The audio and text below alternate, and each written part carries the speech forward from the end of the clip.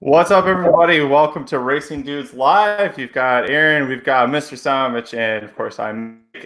Gentlemen, how are we doing today? Well, listen, I guess we should start with Samich. He's the one with the most money on the line. So Samich, how are you doing today? That's what people want to know. We're in striking distance, man. It's super early. I mean, we were talking about this before we came live. I think it's 44 races in the next 2 days the contest is over. We just finished race number 8, which is the first at Del Mar. I'm sitting like 35th place. So totally in striking range. Sean Alvarez also in striking range. He was in 23rd going into that race. So we got a couple of the dudes up top of the leaderboard, and yeah, it wouldn't suck to take home $232,000. That would be a good weekend. So see what we can do, see if we can make it happen. The goal is just to stay alive today. That's really all we're looking for, and get into the meat of the card here. I think we actually can get some prices home here in the next few races at Saratoga. Yeah, I mean, and that's the thing is we've been fairly chalky. There's been a couple like mid-range type horses, but really it's been a lot of chalk there in Saratoga so far. But guys, I don't know. Let's just jump right into it because there's 6 minutes to the Saratoga Derby, and I definitely think we've got a shot to get a price here, especially with Decorated Invader getting pounded. I listened to the Magic Mike show. I kind of know your opinions, but maybe some people that are watching right now did not listen to that show yet. Foolish. Yeah, they're lost, right? But Mike, we'll go back to you real quick. Decorated Invader at even money, but I know that you like a few other ones here as well. Yeah, I'm just not willing to take even money here, especially when you have Christophe Clement putting in a second horse into the race. So you got Gufo in here from Christophe Clement as well, who's got a lot of hype, and 6-1 is actually not a bad value on the board. I ended up not using that horse, but to me, if you have the clear favorite in a race and the trainer is bringing in a second horse, that's not always the biggest sign of confidence about that clear favorite. I'm actually going to say that again about the next race when we have Swiss Skydiver with 2 in for McPeak. To me here, I had domestic spending last time. I'm going to run domestic spending right back. I mean, this is Chad Brown, Irad Ortiz, Clairvich Stables. They were able to win the second race on the card with a 2-year-old by Kingsman who looks to be a star in the making here. It's the exact same connections, exact same sire as well. I expect this horse to take a big time step forward, and I would much rather take 9-2 right now on domestic spending than I would take the even money price on Decorated Invader. I think the 6 is interesting too. Magic, I'll kick it over to you. I know you like the 6 quite a bit here, so I'll let you talk about him.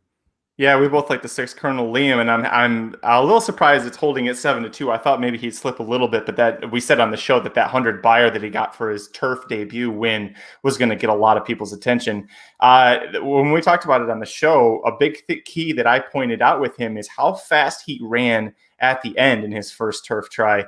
He went, the mile time isn't posted in the PPs, but it was 134.91 seconds. The race finished in 140.51 seconds.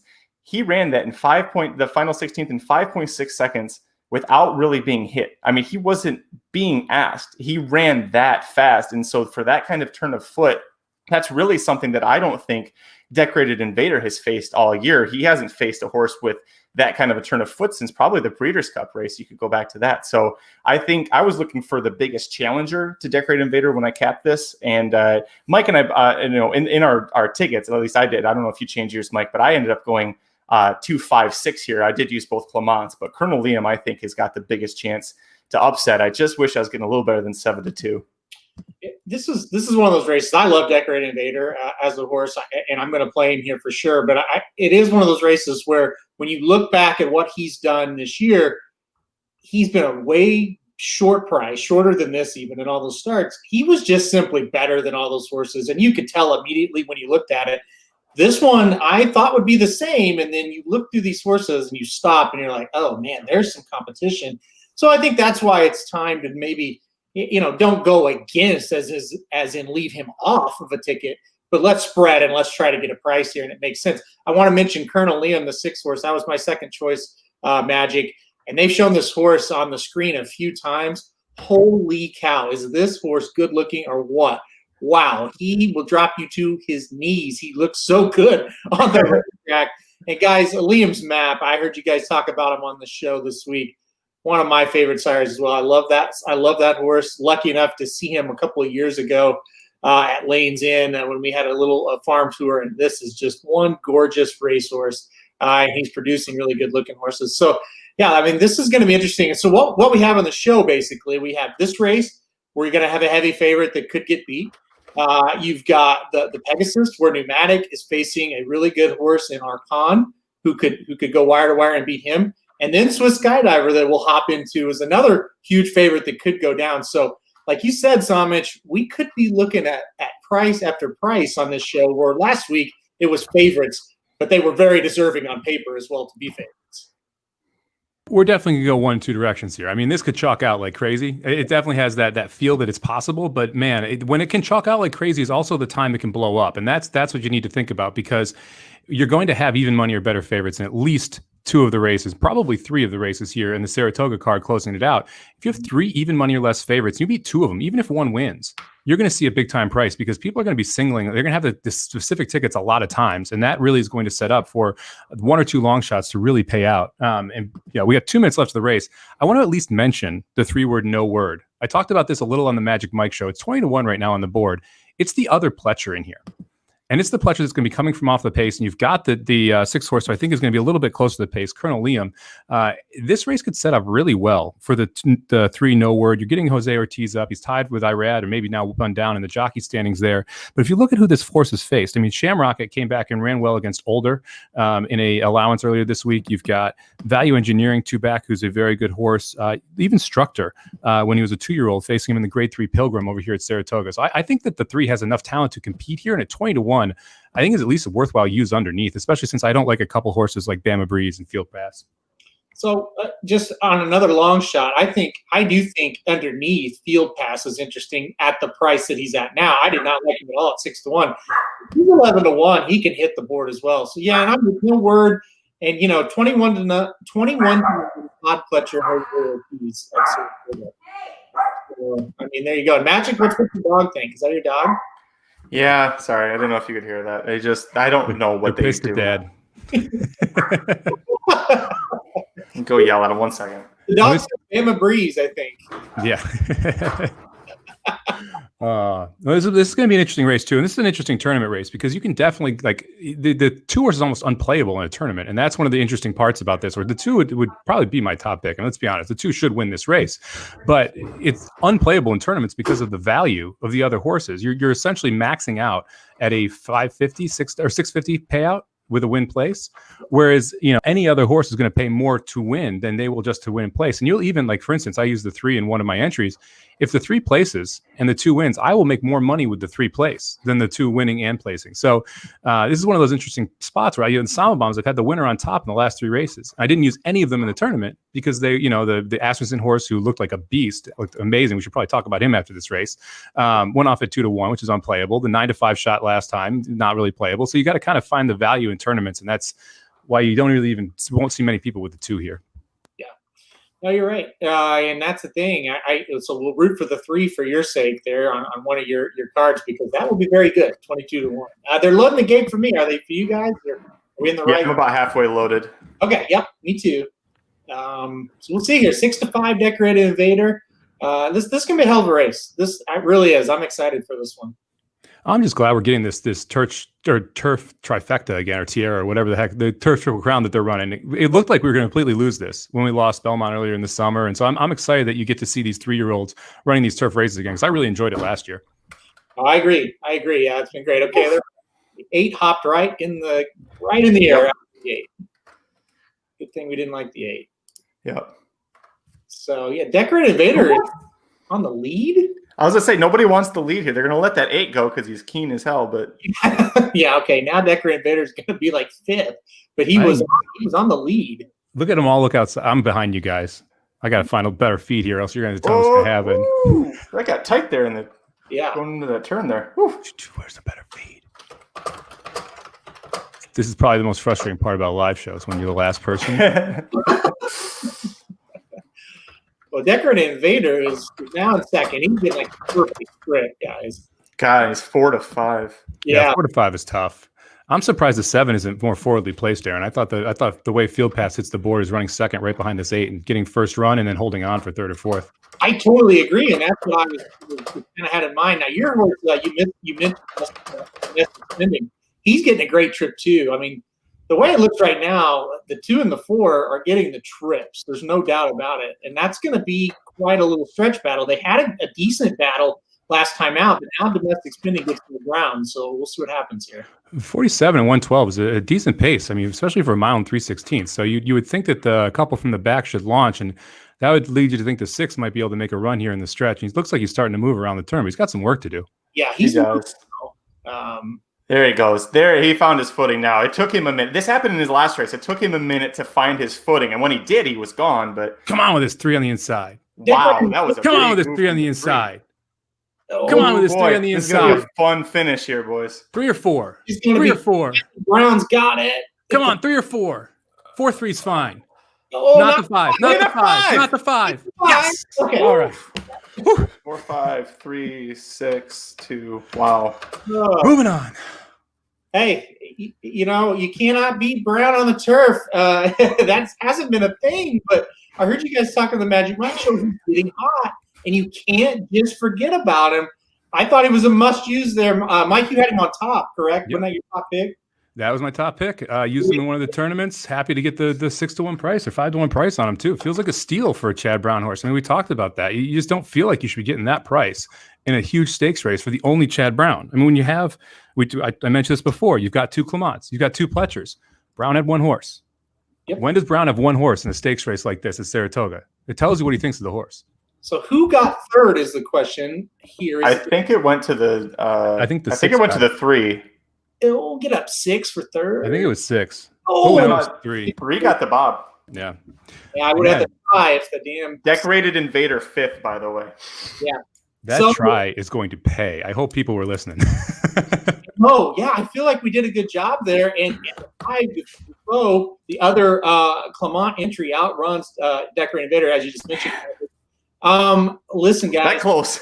Yeah. This was big for these late tickets. This was big because this horse is 7 to 1. Mm-hmm. So, I mean, and I haven't really talked about my structure. I know you guys, had the show, but I went shorter in the Alabama. I used Swiss Skydiver and Spice is Nice, and I went longer in this race. So I feel pretty good, and you guys have to too.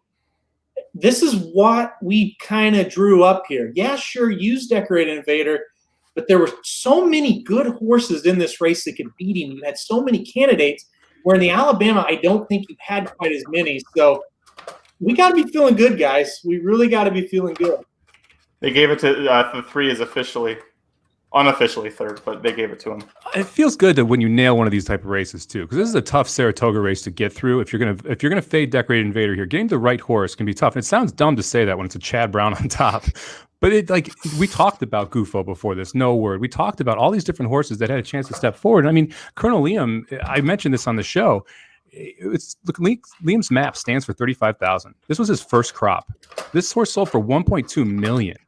How often do you see a first crop standing sire before any of his kids hit the track that stands for 35 sell for 1.2? I mean, this horse has to be loaded with talent. I still think you see big things from Colonel Liam long term. He's just figuring it out. He got that start. They just showed the head on at the start, and he got pinched back pretty hard. He got knocked around a couple of times. Listen, I'm with you guys on Colonel Liam. I'm not quite sure if going forward you take him over some of these. You got to think this was his first start, against any kind of competition whatsoever, and to run that well is unbelievable. Listen, this was a really, really fun race, right? I mean, Magic. I think you said it during his live. It's like, you're turning for home. You got 8 chances to win this thing. They were all right there. So yeah, I mean, I'm giddy right now over that result. That's a really good result for everybody. So, Yeah, we talked about it in the pick 4 that this was the all racing sequence. If you had one that you wanted to go all, this was the one to do it because you could make a legit argument for 5 of the horses without even trying to stretch. Yep. And then the 1, 7, 8, I think you had to make a little more of a stretch to why they would win. But we saw the 8 out of the lead. I mean, I always say you want the horse in the lead turning for home, and that could easily have been the 8 there. So this was the all race in the sequence to be able to get through it without having to do that, especially getting a 7-1 price on a Brown and beating Decorated Invader, who goes off at 4-5 is big. All right, let's head to Monmouth real quick because we're getting ready to finally get through these Derby preps. This is the last Derby prep of the year on August 15th. So we're getting ready to load into the gate for the Pegasus Stakes at Monmouth. 20 points to the winner here. So it's important because really I think 20 points will get you in. I think 10 points might get you into this Derby. I think 0 points might get you into this Derby. If you want to run in it. His magician could make the Derby right now. Over under 15.5 points or runners. Runners over. Over. Yeah. Only now 15.5 legit runners. No. I mean, you're going to have some 100-to-1 shots. I mean, to be fair, you don't have 15.5 good runners in a normal year. That is true, too. When I say over on the field is I think Churchill Downs will throw anybody in that race to get 20. And I think there'll just be some connections. They'll be like, sure, I'll run in the Derby. Yeah. So say you had a Derby runner. You don't have a shot, but hell. Hey, Should we claim like a $5,000 Prairie Meadows 3-year-old right now, Aaron? that's Enter what in the Derby?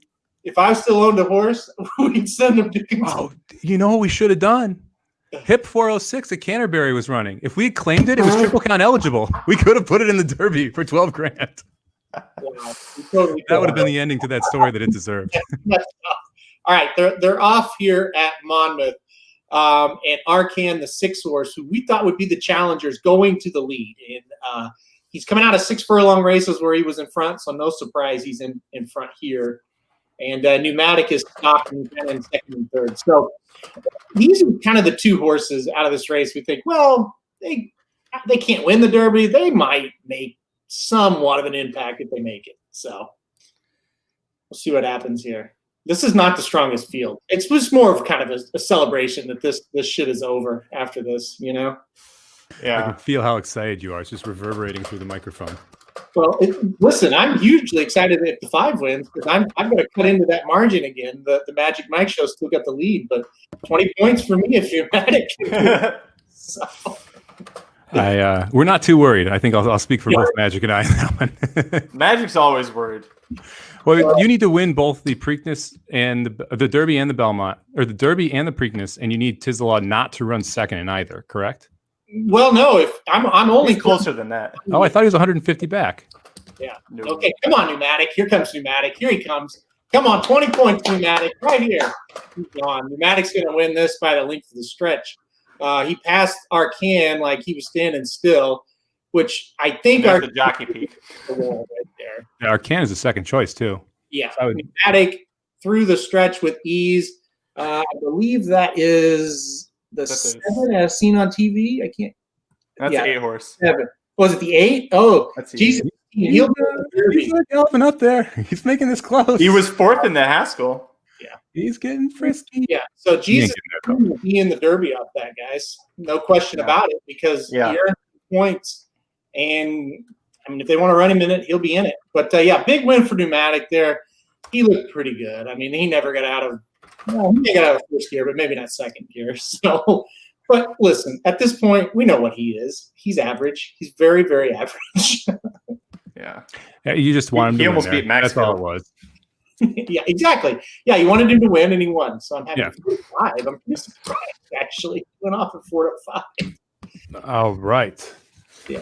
Okay, so where are we at now? We got 1 minute to Woodbine. Magic, you want to take over this Woodbine right now? Which one is this? This is the King Edward. Yeah. Oh, these are some fun horses. I like these. There's a lot of fun horses. If you follow Woodbine, these ones show up a lot. You've got March to the Arch, Mr. Ritz, Silent Poet, Dreammaker. They don't. I feel like a lot of times when these horses all race each other, you just throw them into a bowl and pick a name out of that because they seem to go back and forth with each other. This Chad Brown runner is interesting to me. You don't see him send too many horses to Woodbine unless it's going to be the Canadian International. So It'd be curious to see what Delaware does. He's making what he's been run race since Belmont, right? July 5th when he was second. So yeah, he could do something here. How did you guys look at this if you even did? I took a stab because of a tournament, and I think the 6 is playable at a price. Just throwing it out there, 22-1. Eskaminsen? He's a Woodbine local legend. Yep. Legend, so to speak. You can't say that on Pink Floyd Day. You can't throw around the word legend like that. Oh my God! Best thing I saw today, Pink Floyd. Let's rewind to the top of the show. Holy cow, that was awesome. Listen, March to the Arch is the horse I went with. I just think just can't quit him. Day at some point. Maybe it's here. Yeah. Over under times he checks in this race, 1.5. You could have said. I was between him and Mr. Ritz in a contest I do, and I ended up going with March. And the guy I'm playing has Mr. Ritz, so if it goes the other direction, I'm gonna be pissed. We're like this right now. All right, they're off for me. Just broke for me too. Yeah. Who went off the favorite in this spot? Delaware. Yeah, Chad Brown. Chad Brown coming in. I'm surprised Silent Poet wasn't the favorite. I thought on paper that horse looked like it was a pretty good favorite in here. Actually, I mean, I kind of surprised you were getting 7-2 on the break. Pretty crazy. Yeah, I totally agree. I had Delaware like 4th, and it was like a very defensive use just because of the trainer. I didn't think he'd win here, but well, we'll see. About to find out. We are second to last up the backstretch. That doesn't mean it. Ahead of March to the Arch. Well, yeah, March to the Arch. March to the Arch is running. He's getting a good inside trip. Him and Jockey on the 8's got a weird stance. Yeah, he's up really high on him. Yeah. Almost like he can't see for some reason. That's weird. This 7's getting a pretty good trip here. If Admiral Pierre wants to take this thing wire to wire, he's got a shot at it. He's another all right Woodbine guy. Here comes March. Come on, March, get up that rail. Come on, Marchie. Dog. Oh, he's got run. He hasn't checked once, guys. Tip out. There you go. Tip out. Keep going. There you go, Marchie. Come on, baby. Come on, Hernandez. Come on, Hernandez. Come on. We got this. Look at that. You guys are way ahead. Spoiler alert, March to the Arch didn't have to check and he wins. That's all it is. Yeah. Easy game, guys. You win. Yeah, you just don't check. Hey, 7-2 is probably not that great of a price on him, but for a horse that loses all the time. But for my purposes, Mr. Ritz, I think he got 4th. That's going to put me in a really nice lead in this contest. You doing head to head? Yeah. With CJ Johnson, the used to be the Kentucky Downs guy. Yeah. He owns some horses with Ward, doesn't he? Yes. Yep. Yeah. He sent one to Ascot. Right. Had a nice 2-year-old that went to Ascot and really an all-around good guy. So yes. But I hope you beat him. Love him, but beat him. Yeah. I hope he does. Yeah, well, he beat me earlier in the season, and that was the tiebreaker for our rankings. So I was a little pissed about that because I had a better ROI this year. But all thanks to Aquaphobia. So real quick, guys. Next tournament race is Del Mar 1 or Del Mar 2, which I think is an interesting race. It's about 5 minutes to post. It's a 2-year-old race, but they're going 6.5. Or 3-year-olds, 3 is up 6.5, but you have a $230,000 Baffert debuting on the rail, facing a Baffert Warfront on the outside. Did anyone look at this race, or is it just me? Oh no, I'll pull it up real quick. Yeah, I looked at it, and I thought this was one of the more interesting races on the card, considering it was just a 6-horse field. A lot of times you get these, and especially maiden special weight, and it's like, okay, well, we know what to do here. We're going Baffert. Yeah, I thought it was interesting. I took the Baffert winner to the outside. Mm-hmm. I don't like from the rail and special weights. I also thought the 2 was really interesting. I can't believe that horse is Tinder. Another Williams map horse. So I thought 6 on top and 2 is a price horse. So the 2 does not. I've gotten into these clocker reports from DRF. They're actually pretty interesting when you dig into them. The reason the 2's floating up so bad is the workout reports are really bad for it. Okay. It got beat by a horse named Canadian Pride last time out and looks like a turf horse. So that's why apparently he's not taking a bunch of play. Well, there you go. Which is interesting because if you look before that last workout that you're referencing, went 47-2 from the gate, had a nice 6 furlong stroll. Looks, I don't know, that 6 furlong stroll maybe tells me that he wants a little longer than 6.5. Tells me they're setting him up. They're setting him. They're trying to get a price on him today. The barn's betting, but nobody else is. Well, especially we talked about Liam's map in the last horse there. You have a little turf foot. We've seen that happen in the first season of sires of Liam's map. They seem to take a step forward when heading over to turf. And so maybe that is the long-term play here. Maybe you'll see this horse going a mile on the turf next time at Del Mar, trying to break its maiden at that level. It's possible. You mentioned Baffert with the 6. That's and you mentioned Warfront. So that's not exactly a sire you think of for the dirt either. So, but it's also Baffert. And I think, he kind of knows what surface to put him on. So hard to really, criticize there. Mike, I'm curious, who did you select for the tournament here? I am in the midst of trying to decide. I originally was on, so I thought I have the 1 as my top pick, but I think the 4 or the 5 are a price. And so I am debating which route to take, the 4 and the 5 right now, because those are the 2 I think are interesting. You got a gelded 4 horse to get Pratt aboard for Urton, first off the layoff. A lot of speed in this race. They're going 6.5, and that horse is cutting back in distance. I talk about it a lot in the Magic Mike show, how I like horses cutting back from a mile to 6.5. The fact that Pratt steps aboard after having Maldonado, who's one of those rush jockeys that Magic talks about a lot, just fires him out. Now you get Pratt, who I think is going to be a little bit more in control of this horse. I think that the 4 might be a price. And then the 5 was the other one I thought was interesting. If nothing else, it ran right behind the 2 or the 3 last time, or 2 back, and you're getting a significantly better price on the 5 than you are the 3. Yeah, I'd go with the 4 for your tournament. I think Pratt coming back, the fact that they gelded him and they're not risking him for a tag when he was in for he was at $75,000 tag, but they were still willing to risk him, and now they're protecting him and putting him back on dirt. I think Urton's having a really strong meet. He's really good with horses coming off the layoff, and that's the one that you said outworked the other horse, right? The other Urton in here, the 2. Let me double check. Did you say Canadian Pride outworked Direct Line? Yep. Yeah, last time out. Okay. Yeah. 10 to 1 is too high on Canadian Pride. I mean, Flavian Pratt 10 to 1. I mean, that's too low. We saw this yesterday where you had, or not, when was it Magic, with the big time Baffert horse debuted, and Luis Mendez brought out a horse and knocked him off. I mean, when you see these big Bafferts out last Saturday, these big Bafferts running as first time out, or even when you like the 6 horse running a bunch, you get value pretty much everywhere else. And that's one of the big keys is being able to figure out when to fade Baffert, when to play Baffert. I mean, for me personally, I would much rather take the 1 here than the 6, just because I don't love Baffert after his first time out. He has the ability. He seems like when they're not a superstar, they're just kind of flatlining after that first start. You don't see that first to second improvement, second to third improvement. So I kind of would expect the 6 horse to do what the 6 horse has done the last couple of races, kind of run that mid to high 70s. And if someone can beat him, they can beat him. But if not, then he'll be able to win. Yeah, the 3's taking a little bit of money too. That's your third choice at 5 to 2.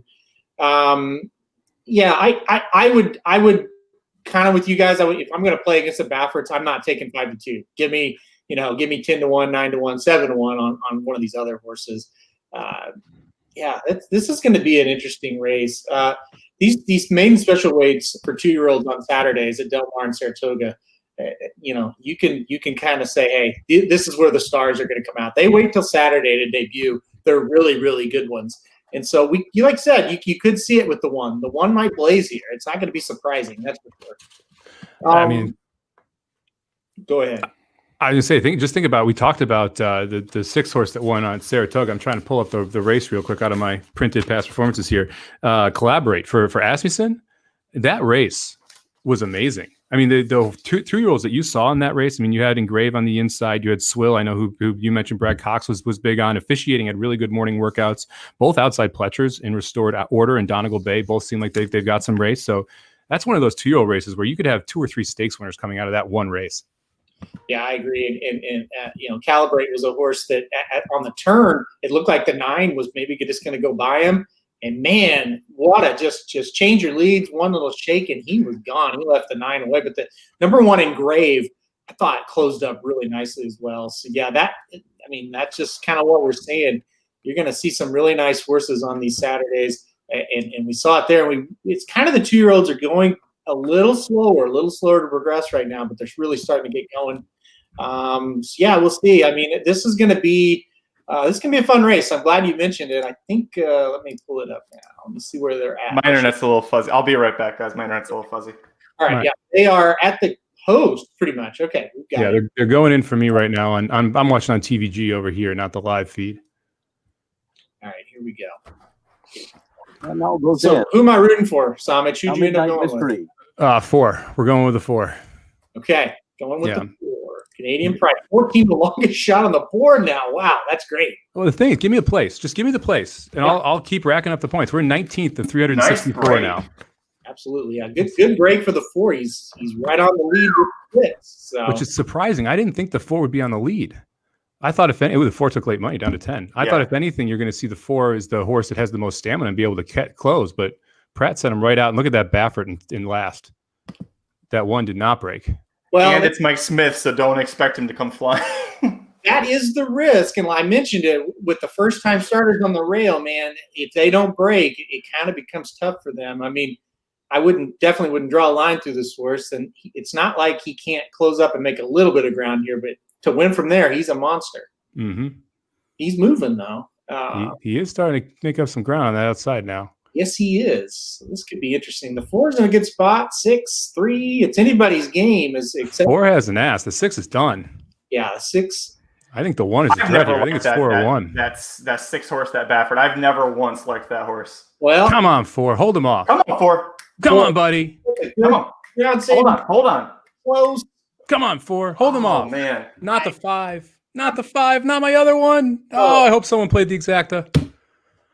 Oh, I didn't use the 5 on either. Damn. Oh. You held second, though. Yeah, we get the second place money for both. It's going to be a nice place price, but man, that would have been fun if we had the 4 win on top there. Boy, he ran a good race. I would circle him next out, and I would certainly circle that Baffert from the rail next out. Horrible break, shuffled way back, still made a good run. Had to check in the stretch. That horse is going to be decent. But, man, sorry, Mike. That was close. That was close. Hopefully someone listening played the exacta there because that thing going to pay. Hey, I mean, you sit there and said 4, 4, 5, 4, 5. Those were the 2. I should have split the entries and got 1, 4, 1, 5. Nice, Mike. That's good to hear. Michael Hayes had the exacta.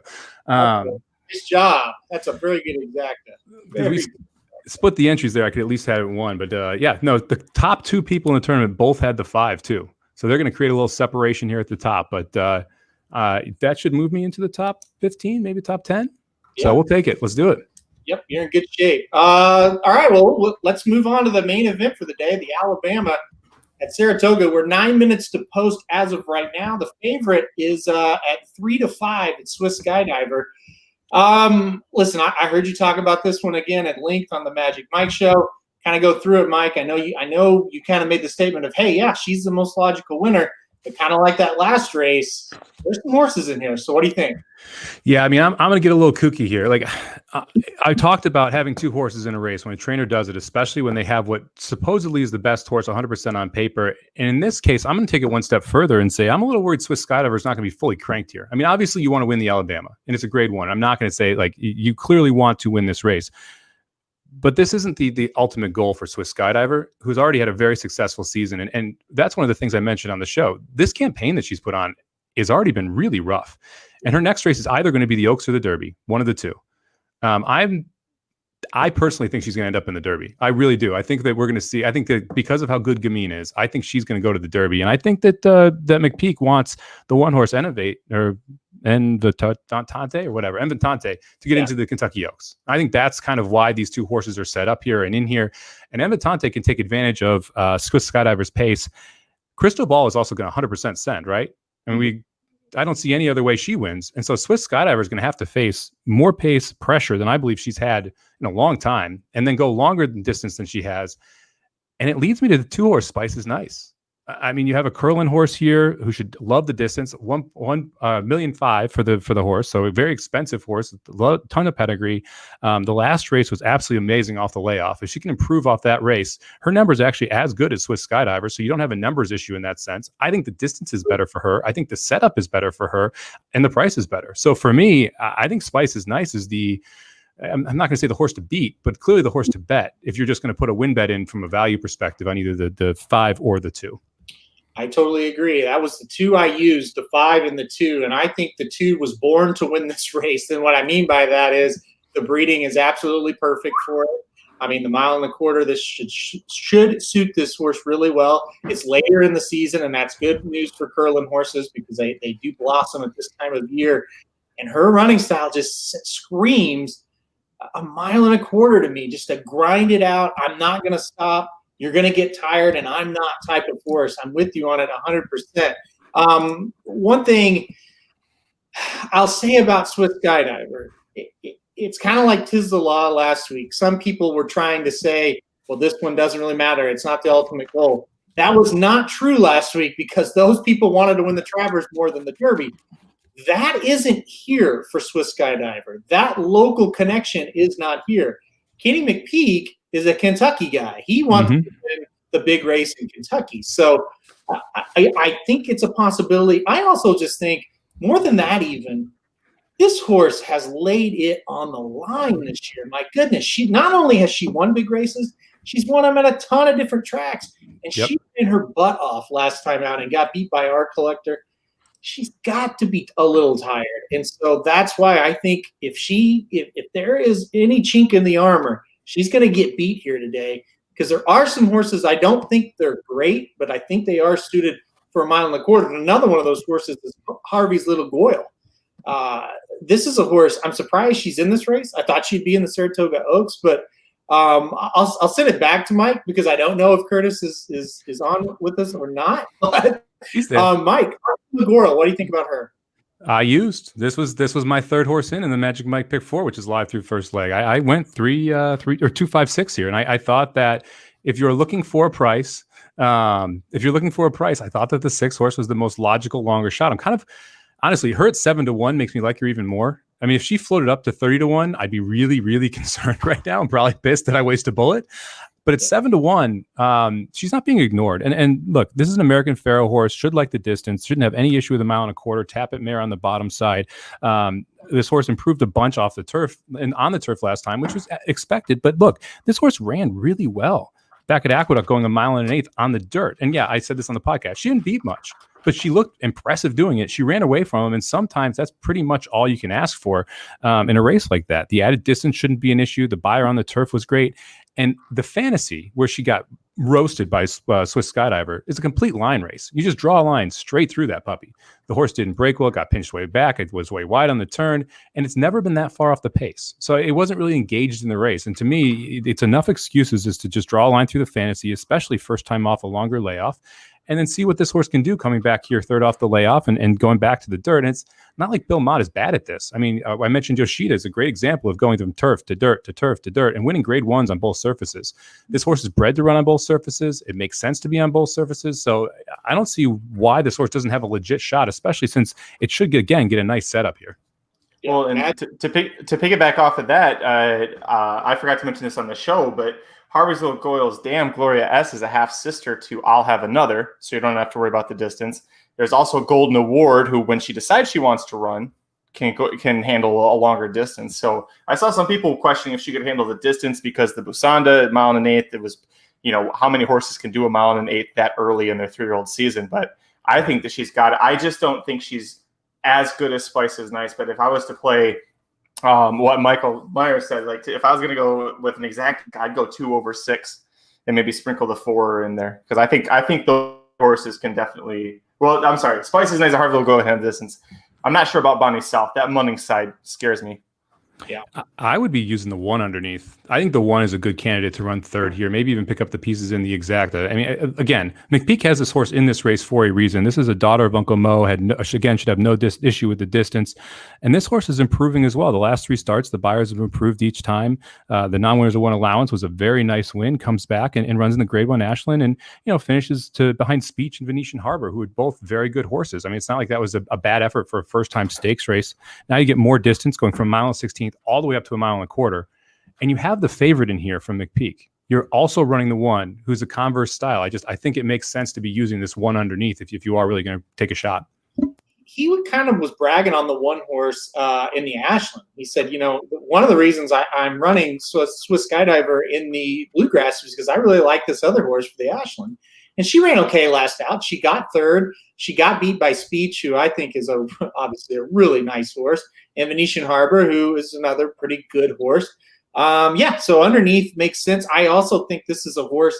The ground, the added ground really shouldn't be an issue here. And you're getting 10-1, And boy, you can't argue with that. And you really can't argue with any of these prices when you get past the 5. Even, Magic, you said you're not sure about Munnings with the Bonnie South, and I agree, and that's why I left her off.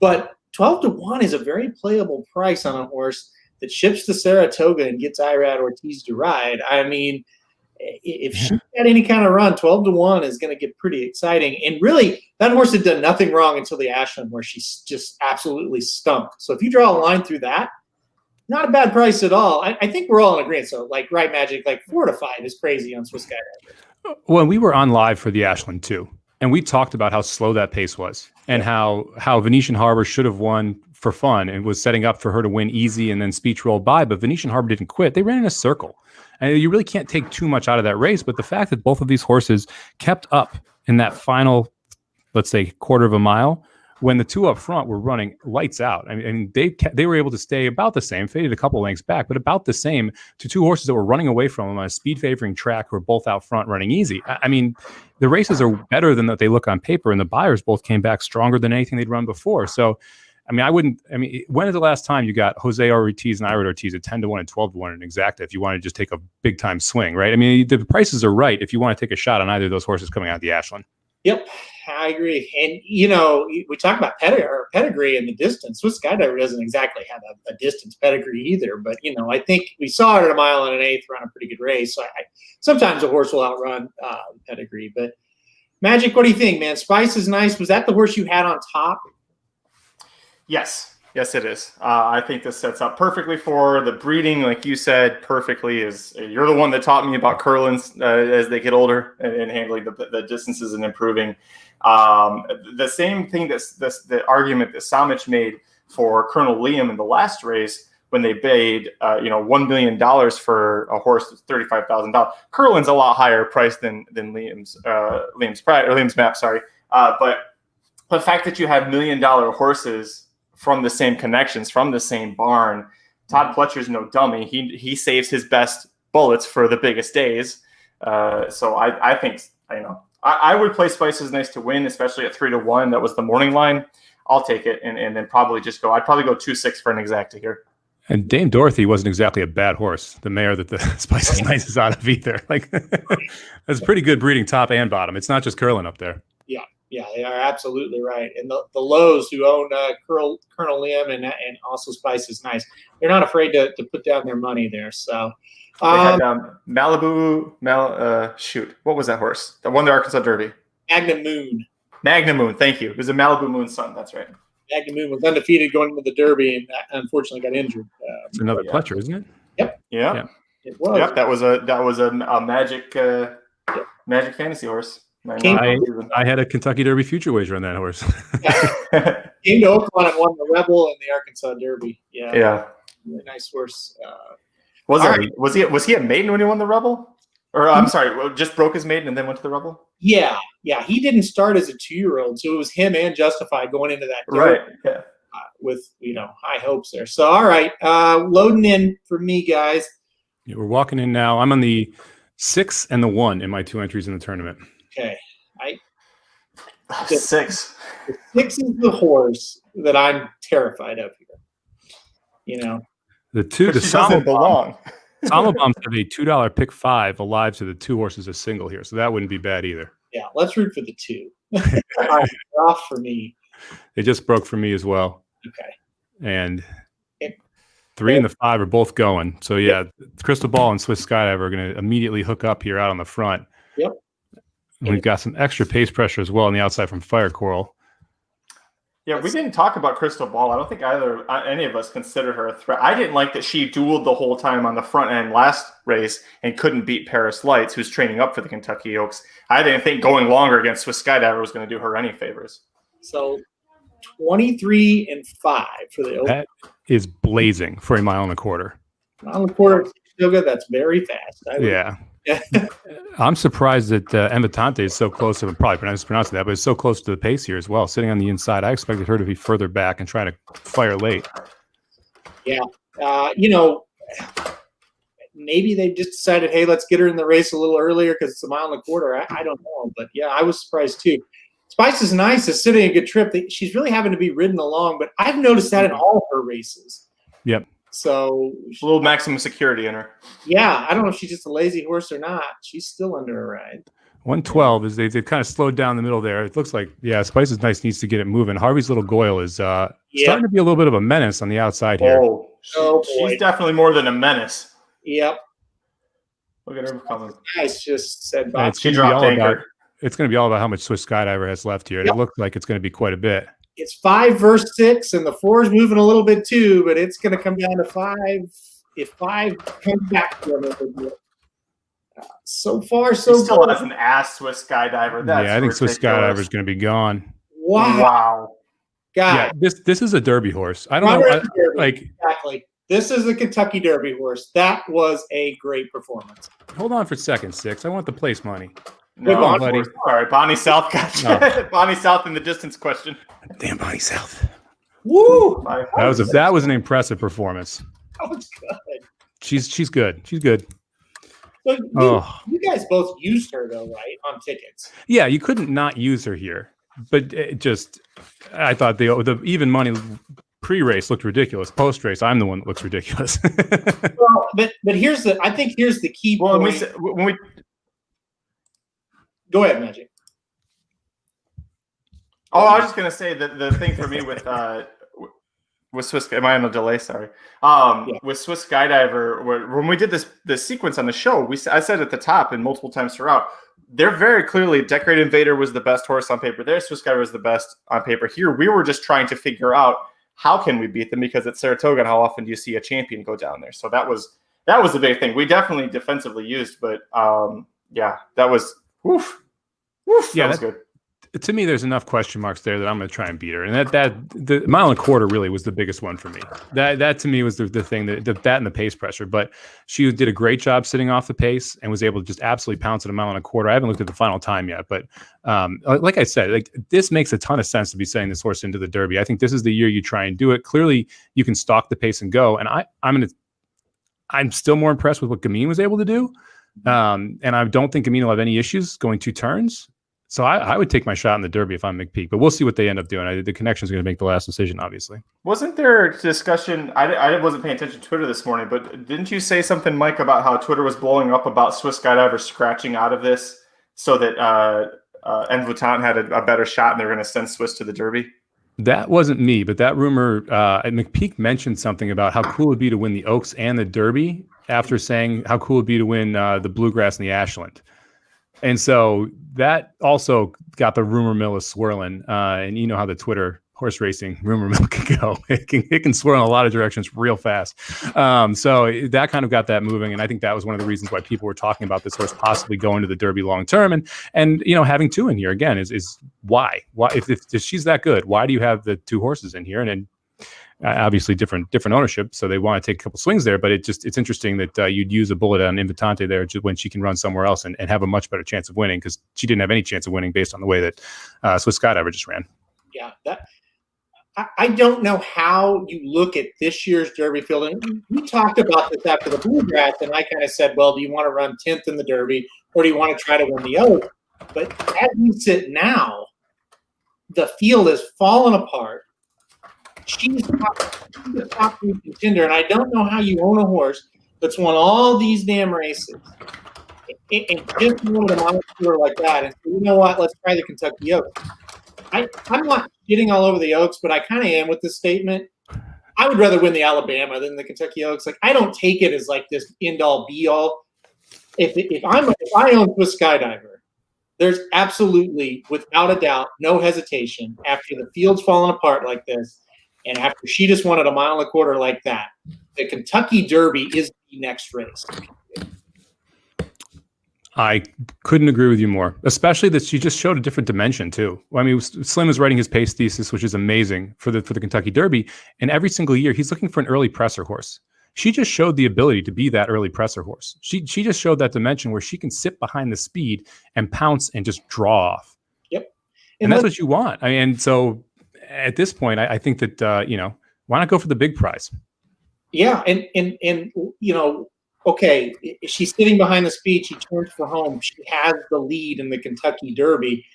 Guys, other than Tiz the Law and I don't know, maybe Art Collector, who's beat her before, so maybe he could do it again. But she did the dirty work in the bluegrass. If she like stopped the pace in the bluegrass and has a little energy, does he win that race? I'm not sure. So if she gets that trip, she turns for home, say she's a length or two ahead. How many horses in this crop will be able to run her down?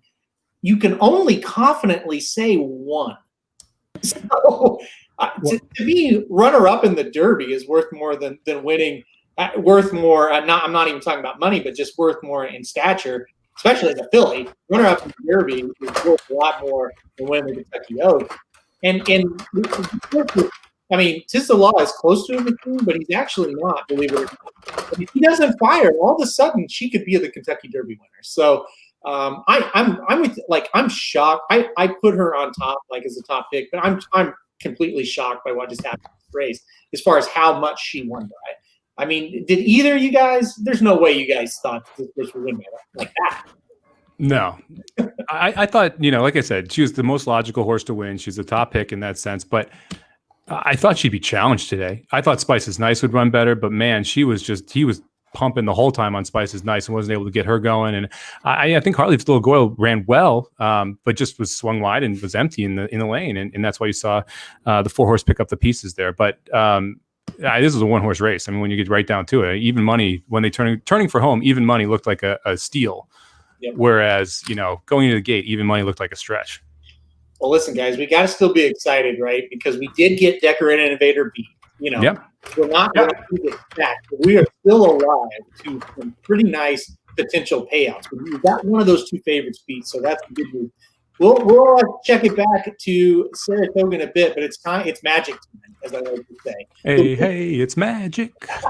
The Woodbine Oaks magic, north of the border. Your track, Woodbine. Magic. We're having some fun at Woodbine, right? We got March the Arch home. We got Pink Floyd home. Woodbine Oaks, take it away, Magic. What do you think?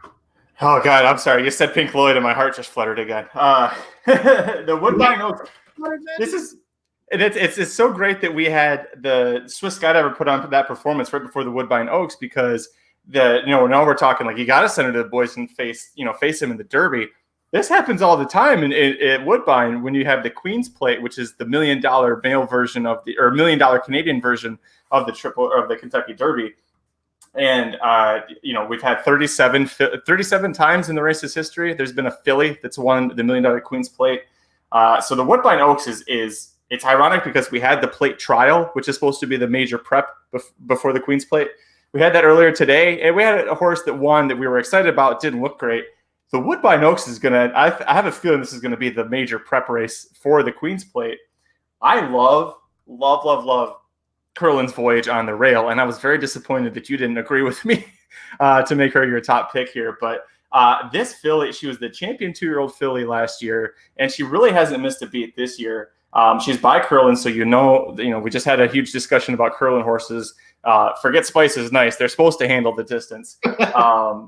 And she's got tremendous connections. Her trainer Josie Carroll is in the Canadian Horse Hall of Fame. So I love Curlin's Voyage here. Why don't you? No, I do. It's my second choice in the race, but I tried to go against what I know would be a big favorite here. I'm sorry. I apologize, Magic, for that. I went with the 7 horse, and I don't know really how to say this horse's name. Look. Marbleu. Okay, sure. Yeah, we'll take it. Marbleu. So 9-2. I just couldn't go away here, and I think the distance is going to be something good for this horse. So yeah, I think this horse has a big shot to win. Curlin Voyage from the rail at a short price. I just thought I would try to go against her on top. I also thought that the 8 Lasting Union had a pretty good shot, and that was 7-1. I don't know why. Off the 5-2 favoritism on the morning line. Man, the board is crazy for this. So I'm like, oh hey, I'll throw in a degenerate exacta here because why not? While we're covering the race and I'm watching it, and so I go through it and I'm like, man, I love the 5 horse at 15-1. This is a great price. I flip over 5-2. Really? 15-1 morning to 5-2 in this type of stakes race? That's a ton of money. So that's going to cause some funky stuff to happen in other places.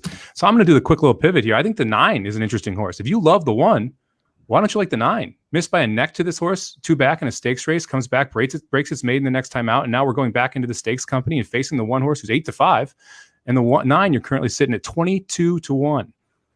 They were ahead apart, 2 back. She was supplemented too. They weren't even going to run her in here. And then when she broke her maiden on August 2nd, the race after she almost beat the 1 horse, they went, well, shit, we got to do this because it was over the same course and the same distance. So, I can't believe 21-1. I thought that was a lot more of a fluke, and I didn't think the Curlin's Voyage had the best trip in the Fury Stakes. But that's also a key last out race because there's 4 horses from there are back in here. Mm-hmm. She's not bad. I just don't trust her. I don't know. I trust the connections of the 1 a lot more to be ready to do that again when you saw a 20-point buyer improvement from that horse. Like, that was crazy. And I don't know if we can get that again. She put on the blinkers. She put the shades on. That was the difference, man. And then you saw that day she put the shades on for the second time. It was the second start she put it on. They took them back off her. So they thought it was going to improve her early in her career. Then she put them on off the layoff, and that's when you saw that big pop. So I think the blinkers might have been the difference there. Speaking of which, the 7 is adding blinkers for the first time. She was 4th in her last race. And blinkers didn't off 7 because she's like 3rd line. That's great. She's just outside of the 1 horse. Yeah, we're both doing great here. Yeah. That 6 horse is I'm sorry, the 5 horse is interesting to me. I mean, she's a sprinter stretching out after 2 sprints to a route and taking all that money. You've got to think the 5 is live in that sense. There must have been something on the backside because you don't see 15-1 all the way down to 5-2 and then end up going off of 4-1 very often in a stakes race at this level. And the trainer, Kevin Addard, has 3 horses in here, including Aaron's top choice, the 7. So that might tell you something too. If he's got 3 and 1 plummets and 1 drops or 1 skyrockets with the odds.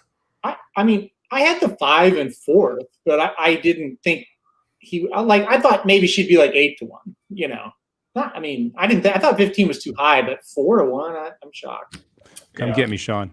Come get me. I'm my other entry is in like 294th, so I'm pretty much down to 1 bullet here. Ooh, that was oof. The Luge horse was moving and then had to slam on the brakes hard. By the way, look where my 1's at. The 1 and the 7 are moving, but the 1's moving better. The 7 is chasing desperately after the 1. Well, I don't. God, she's getting a dream trip. She just scooted up the rail. Look at that. Oh. You can't lose this race now. You cannot have that trip and lose this race by you got to dominate them here. Oh, she's gone. Here comes the 5. Let's get the 7 up. Let's get the try. Come on. Get up. 9 had a terrible trip. Yeah. And we're going to hit the super here, right? 1579? Yeah, we got. Oh, 6 is going to hold her off. Sneaking in there. Hey, look at your 7 come here. 5 wants no part of this last furlong. Boom. Do you guys don't do the crafty rat of the week anymore? You should bring that back because Patrick Husbands just took the rest of those jockeys to school. That was awesome. That was a sweet ride. He rode the rail the whole way around that turn and was able to pass 80% of the field during that one turn. Yeah. Awesome. Getting ready to jump out of my seat. I was like, yeah, all right, So sponsored by Bell's Too Hard to Do. There you go. Patrick Husbands, congratulations. You've won the first crafty ride of the week in the last, year and a half? Something like that. That was a good segment. Come on. It was. But the problem was we kept giving it to Rosario and Pratt every week. It's kind of not fun. Didn't you have a soundbite and everything for it? Wasn't there I had a little beer can opening. Yeah. Bring it back for Patrick Husbands. I love how you just congratulated him. That is hilarious. Congratulations. What would be great? What would be really great if you guys brought it back and you we're a little bigger now. You could send certificates out, I think it'd be fun if we sent a 6-pack to the jockey at the track of whoever won it. So they're the next Thursday they get to the track and who the hell just sent me a 6? Well, who's the Magic Mike show sending me a 6-pack of beer for the crafty ride of the week? It'll be Molson. It'll be Molson for Patrick. It'd be tough to get it across the border.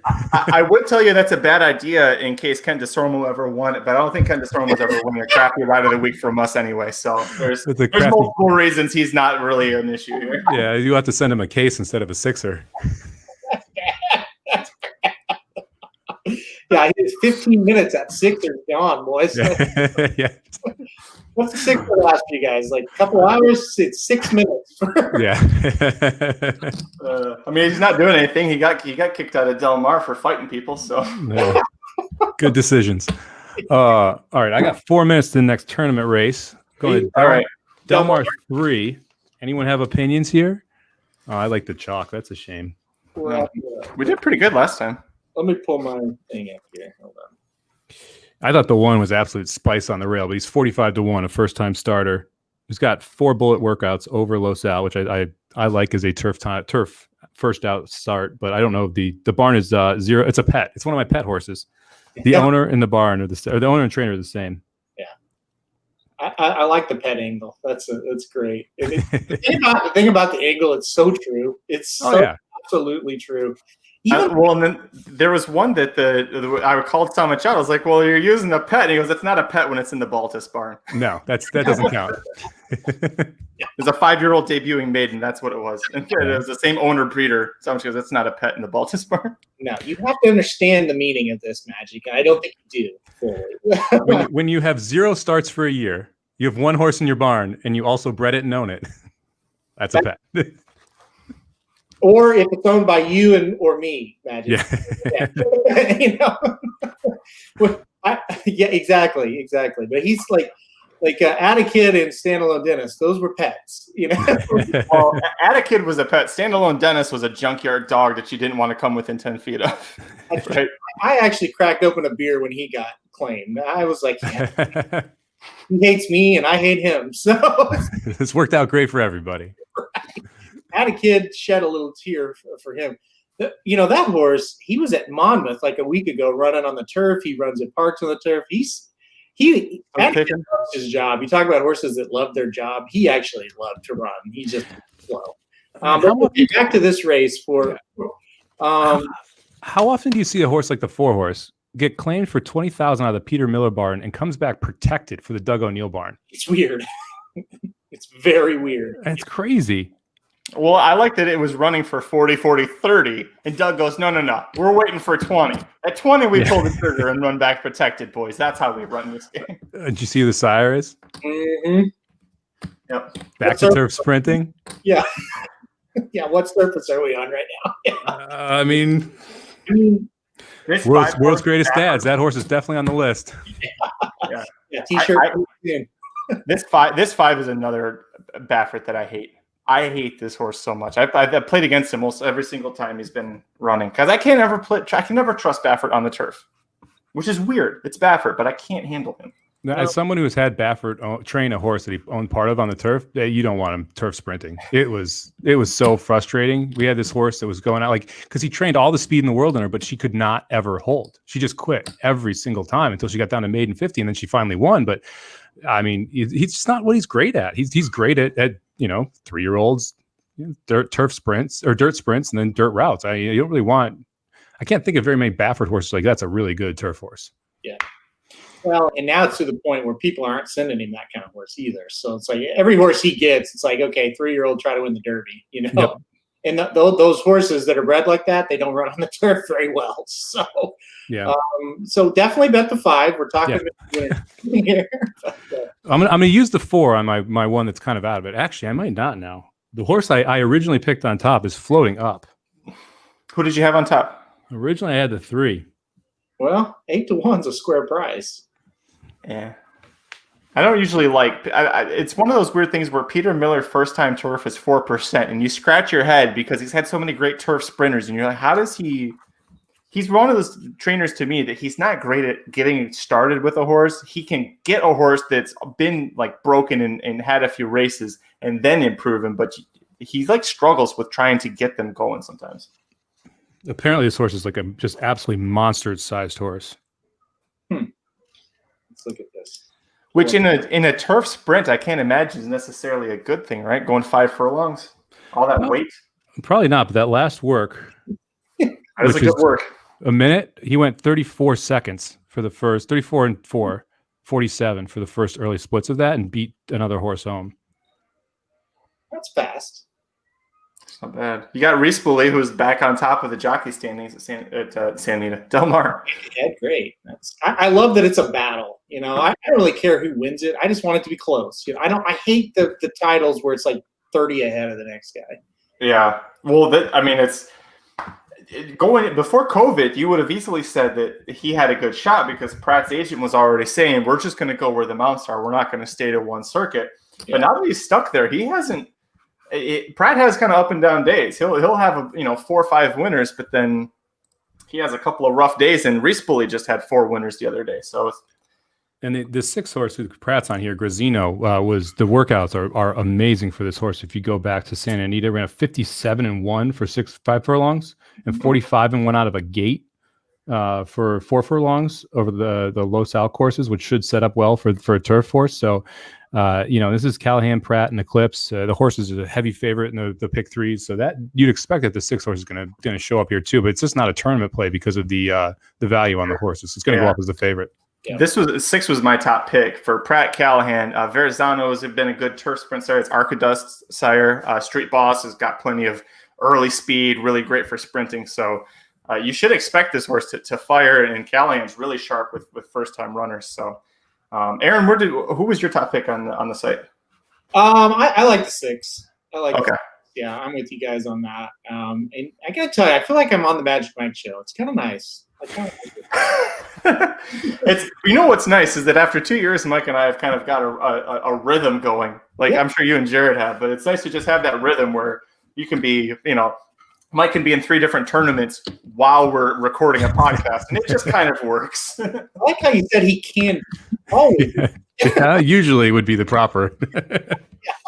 Yeah, but which is great. I mean, I think it adds an element to it. You guys have come a long ways. It's like the best podcast now. Right. The 3 didn't break at all. No. Is that it? Yeah, so I end up using the 3 on the entry that's in the lead and the 2 on the other entry. Oh, wow. He's flying now, though. Yeah. It's going to be interesting. 6-1. You got a good price on him. Yeah. The 6 horse is fading back a little bit. Here goes the 5. I mean, the 3 is going to have to be much the best. The 2 is my long shot entry, and I think the 2 is kind of interesting in cutting back in distance. They actually didn't go very fast that first. Is that right? 24? No, that can't be right. That can't be right. They've had so many. Have you been following all the timing problems they're having around the country? There's a lot of issues. They turn for home. I think Baffert might win this race. Come on with this 3. Come on with this 3. Who's the 8 is?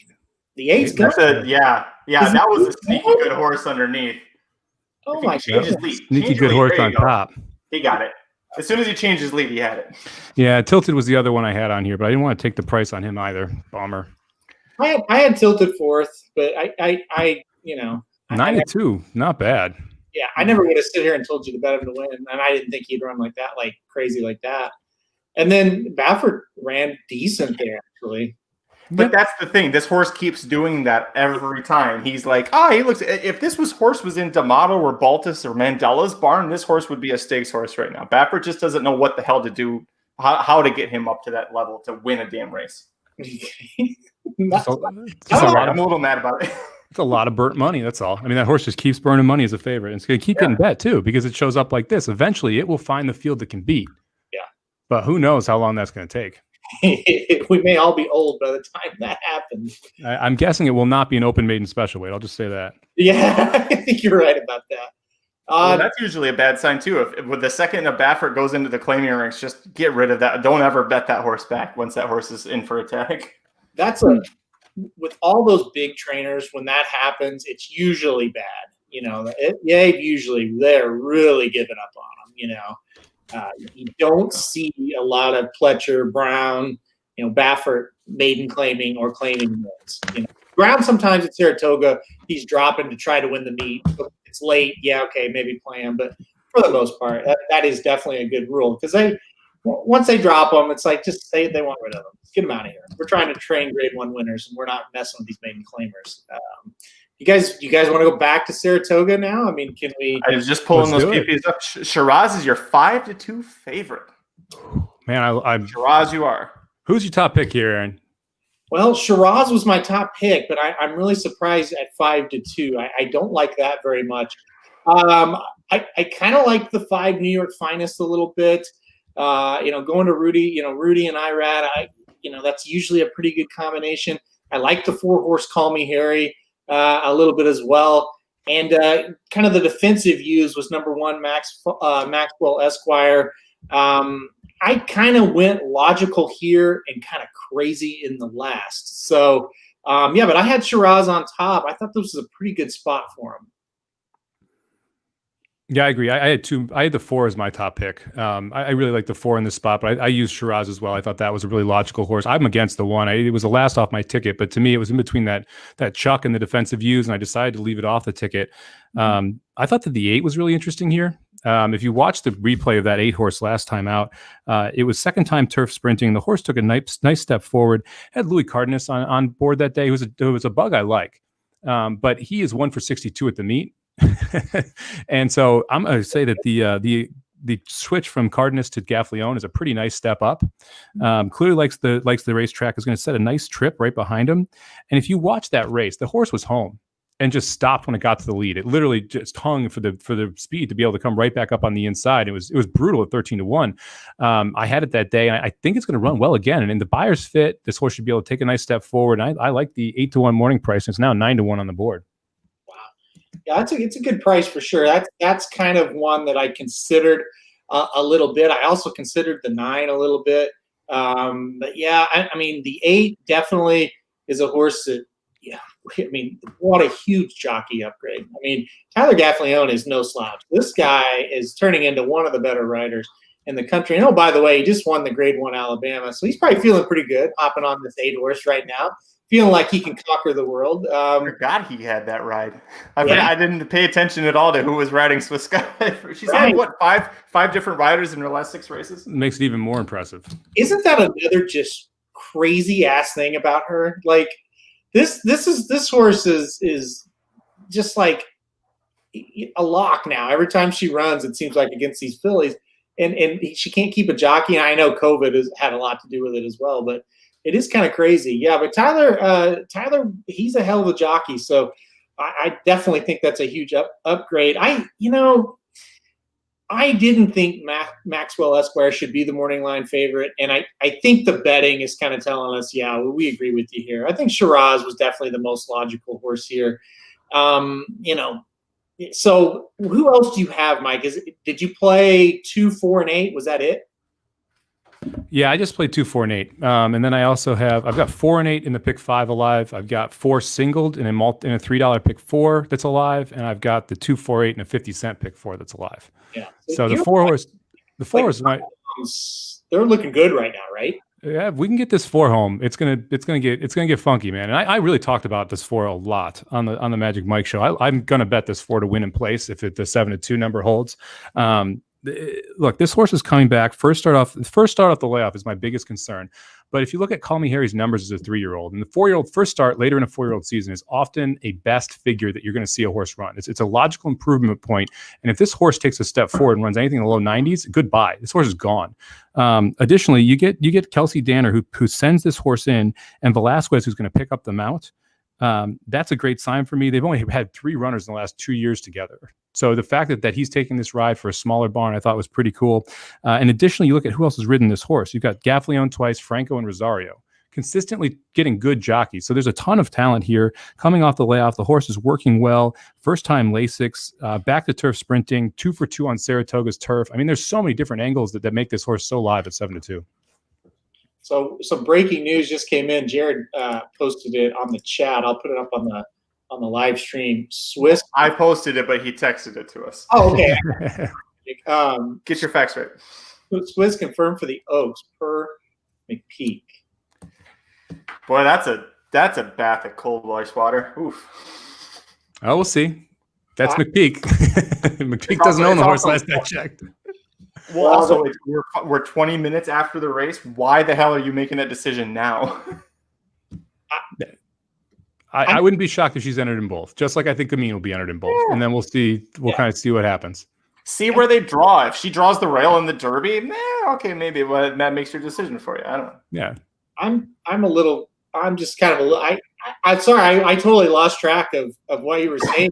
I really can't believe it like that. I'm just in shock over that. The speed of the decision, like Magic said, is surprising at least. Yeah, like, guys, who are we scared of here? I mean, take your shot. I just don't get it. Wow, Magic. Let's go back to this 10th race real quick because I knew you had some opinions on this as well from the show. You used New York's Finest, the 5 horse, right? I did, yeah. I went 1, 2, 4, 5 with my ticket that would be alive if the damn other Clement had beaten that Chad Brown, but that's my fault for leaving Chad Brown off my ticket. Hold on, back up real quick. You left off domestic spending. Yeah, I know. I said on the show it was probably going to bite me in the ass. Anyways, New York's finest. This is a very polarizing horse because you got to figure out is this a horse that's going to love the distance because all 9 career wins have come going 5 or 5.5 furlongs on the turf, 4 for 6 at Saratoga. You've got low buyer speed figures for the pretty much all of 2020. But you're moving to Rudy Rodriguez, who's usually really great, especially in the older level. I wouldn't necessarily play him in stakes races, but he's really talented with horses on the New York circuit in this level. But then you also have to realize that Rudy Rod was 0 for 15 this meet on the turf. All he's ever had is 2 horses run third, and they were well beaten third. So, but you got Irad Ortiz Jr. going. There's a lot to go back and forth on. I ended up using him because I was like, I don't want to. This is going to sound stupid because of what we just talked about, but I was like, I don't want to miss those connections. I don't want to leave off Rudy Rod and Irad Ortiz Jr. in a ticket. So, yeah, for me, it's because I play Gulfstream so often. And I know this horse from the Gulfstream circuit. That's why I ended up leaving the horse off. Is that the speed is at a premium down there, and you're going to get horses going wire to wire much more often than you do up here at Saratoga. And so you have horses that just fire out and who do very, very well on the Gulfstream turf when it's rock hard, especially during the summer meet after the Champions meet, which is when this horse was doing most of its best work. And so for those reasons, to me, I felt like I wanted to use bullets other places, and specifically on the 8, who's had success over this turf course, and then obviously the 4, who I love at the 7-2 price. Well, we had a question from Michael Myers who was asking about Bust and Shout. In the show, Mike and I agreed with Mike that if you wanted to take one horse out of that race between Valmont, Royal Asset, and Bust and Shout, it was Royal Asset because Bust and Shout got to do 23 seconds over this course on his own on the lead. And that's the only reason he was able to re-rally. I thought from a visual perspective, Royal Asset was easily the best looking horse in that race. Can I ask you, Mike, because I didn't ask you on the show, he's adding 7 pounds here because Cardenas had the bug weight, but now he's getting Telegaffleon. Are you worried about that weight allowance? Not as much when you're turf sprinting. To me, the turf sprint is where the weight allowance is going to make the least, and I feel like there's a huge advantage when you're upgrading from Cardenas to Gaffleon. It's not like we're going from Cardenas to a mid-tier jockey. We're going from Cardenas to one of the better turf sprinting riders. And so with that big of a jump, it's not as big of a concern. Also, the horse isn't going to be on the lead. When you have a horse who wants to go wire to wire, I want that weight advantage more because I want that horse to have less weight on it when it's tiring at the end of the race versus when it's really powering home closing. So because of the setup of the horse and the distance of the race, the weight flip doesn't make as much difference to me. Obviously it's a concern, but when you watch that race, man, it looked like the 8-horse Royal Asset was home. I mean, when you watch that race back, he was a half length ahead of Bust and Stones, and then I don't think it was a jockey's fault. I think the horse just kind of got disinterested, veered out a little bit, didn't realize there was anyone on the inside, and kind of allowed the horse to re-rally. I don't think he was tired. I think it was just the horse didn't keep to business. I think that's something you won't see with a jockey like Gaffleon. Aaron, I've never asked you this before. Weight allowance, how much does that go into your handicapping in a race like this, for example? In a race like this, a little bit. Because I think when you got a race where they're all kind of equal, it does kind of start to make a little bit. Well, I shouldn't say they're all kind of equal, but you got a lot of horses that are looking similar. I think it does come into play a little bit, and you've got to take it for what it is. I mean, you're carrying 8 to 10 pounds less. Now you're having to carry more, or vice versa, or whatever. Certainly, it's going to make a little bit of a difference. And so, yeah, I mean, I think it's something you have to look at. If Swiss Skydiver's facing a bunch of mules and she's carrying 10 more pounds, I'm really not sure it's going to make a huge difference. But in races like this, where you're looking for any kind of angles, for sure, yeah, it's going to make a difference. They're going in for me. Right? For you guys? Yep, they're walking in right now. And the one horse who's the favorite in the pick threes and the doubles is also going to go off the favorite here, it looks like. So we're trying to get around another favorite here. It looks like the 2 and the 4 should go off both between 3-1 and 4-1, and then the rest of the field is going to be a little bit higher than that. The 9 actually should take some late money based on the daily double will pace as well. The 1 broke second to last, so that's a good step. But he comes from off the pace. Yeah, he was going to be back there regardless. Listen, don't rain on my parade, okay? Wow, the 4th with a bunch of late money. The 4 really did. The 5's out on a nice lead there, Magic. But the 4's got a great trip. Mm-hmm. And this is the only way the 5 I thought had a shot in hell of winning was being out there on the lead. And there was a lot of pace on paper here. So this is 21-3. Woo! They're flying. But he's still, I mean, Irad's not panicking yet. No. Rosario's trying to ride the hedge. He's got a lot of work to do, though. Yep. Jesus, Rosario, God. This 5 is. If the 1 wins this race, it's going to be a miracle. Wow. He's got a shot. He's through. Wow. The 5's got it, Magic. The 5's got it, but Wow. the 1 was my top pick, and that was a hell of an effort from a shitty ride by Rosario. Can I just real quickly say something, Magic? It's your show. Yeah, go ahead. What you did with this pick 4 sequence, you simply cannot do what you did. Leaving off Chad Brown and Irad Klarovich on the turf in the stakes race. Magic. If you went like a single there, then that's one thing. But you can't spread and leave off Chad Brown on the turf. Yeah, this was going to hurt. Well, unless I missed the last leg, but still. I get what you're saying. The ticket construction was pretty bad. The one thing that we didn't talk about 5 there is that it's the only horse, or one of the few horses, not facing state bred horses last time out, because it's coming in from Gulfstream. It was against Open Company and then got to go in against New York breds here, and that might have made the difference for the 5 trying to go wire to wire there. Obviously, Irad didn't hurt either. But Magic, right now, you and I had very similar. We had 1, 2, 4, 5. We both had 1, 2, 4, 5. Yeah. We had very similar tickets in the pick 4 and the pick 5 here. There's just no way you should be alive with a bunch of money right now because we got a 6-1 there. I'm so mad at you right now. Like I could. You're not mad. You're disappointed, and that's worse. I hear it in your voice. I've heard you mad, and then that's your disappointed voice. You're right because did we not have this conversation when you left off Improbable in California? I said, I understand again, if you singled there, I understand, but you spread and you left off Baffert in a dirt race in California. I mean, and I get it. Like, I get it, but you can't, if you're going to spread in a race, you just can't leave them off, Magic. Listen, I paid for the education, okay? It's going to be interesting to see what the will pays are here, too. Yeah. And that was a $571 pick 3. I'm sitting here alive to this pick 4 and pick 5, and I'm just upset at the same time. It's gonna be a big number. I'm just so upset. Oh man, I wish I had that damn 5. Yeah, somebody's texting me. I should have followed your advice on the Rudy. This was the last horse on my ticket. I wasn't super confident. I was playing sounds stupid. I was playing the connections angle as much as anything. Man, this is gonna pay, dude. Yeah, Aaron, who are you alive to? Let's focus on you here. Let's focus on the positive. I went some shots in the last. Let me pull up my little guy here. What did I do with him? There he is. I am alive to 3, 4, 6, 8 in the last. 3, 4, 6, 8. 6, 8. Wow. The first 6 people in the tournament all had 4 or 8.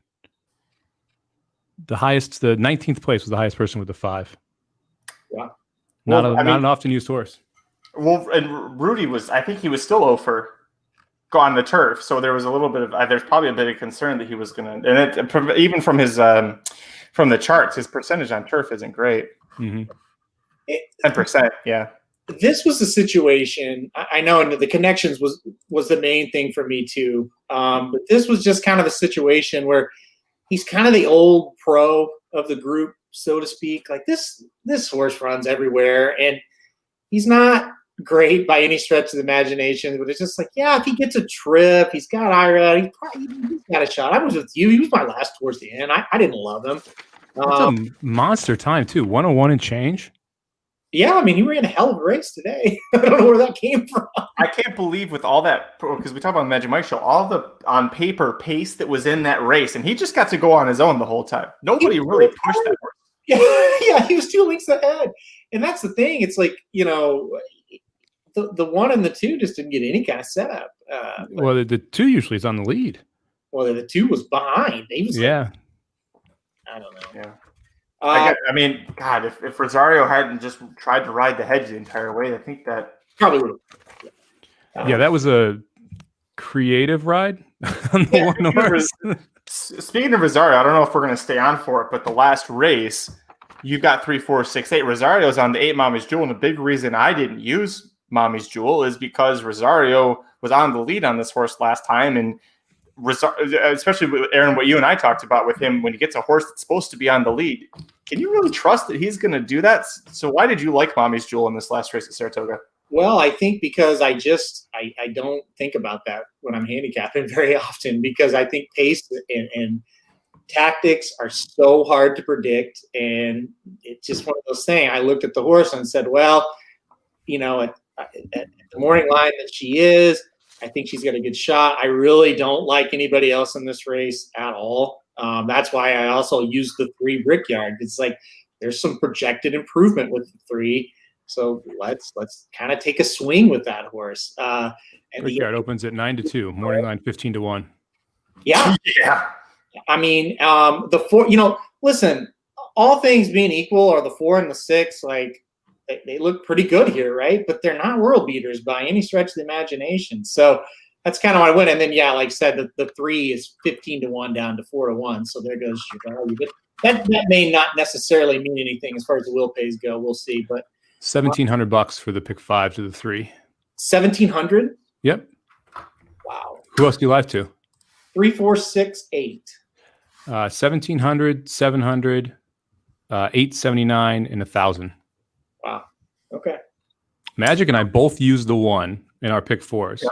Now defunct pick 4s. $5,460 in the pick 5.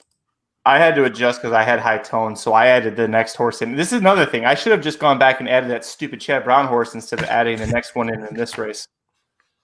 Because I originally was 1-4-6-9, and I added the 3.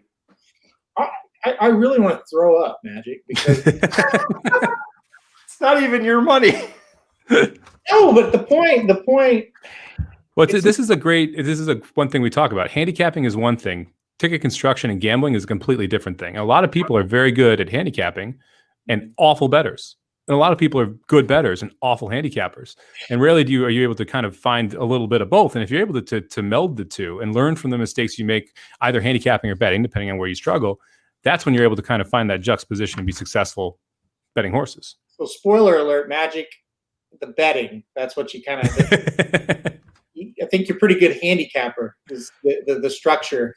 But I will say this, Mike, and we've got some years on Magic as far as being in the sport. Well, both. You have years on me in the sport and in real life. Let's be honest. That's true. But I didn't want to say that, Magic. And that's good that you poked me back after I poked you. Mike, I mean, and I don't know, you are probably not probably, you are the best bettor on the team. But for me, learning how to structure and bet, that came way after learning how to handicap. Like, I think that's the hardest thing to learn how to do.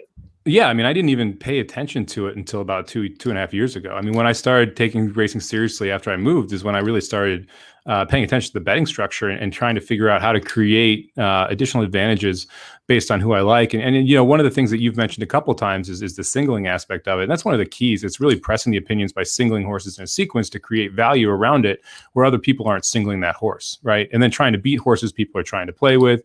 So that you can make sure that you're able to be profitable when you're playing these bigger tickets, because you really need to hit big tickets to be able to be profitable. If you're playing, 60, 70, 80, 100, $150 pick 5s, you got to cash bigger tickets or else it's a big time problem. And a lot of times what people will do is they'll play, the 3 most likely horses to win, which are also the 3 favorites. And if you do that and it's a 3x3x3x3x3 pick 5, it's $121.50, and your max return is $500, $600. Yeah. You have to hit one of every 6 of those. That's a lifetime losing bet. I guarantee it. So you really have to look at how you can structure it to be able to sneak prices in and where you really can press your own opinions and kind of get around everything else. Because that's one of the big keys.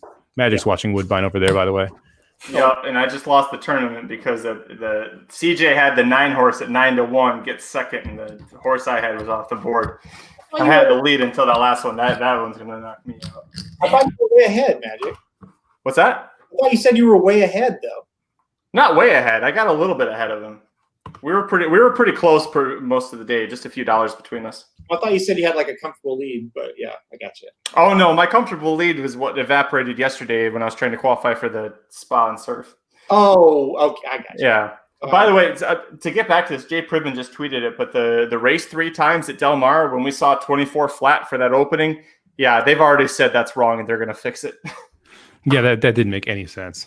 24 flat for a turf sprint at Del Mar? No way. I think it's at least 2 seconds off is what would be my guess. I would say I could run that in 28, 27, so horses should definitely do better than that. That would be fun to watch.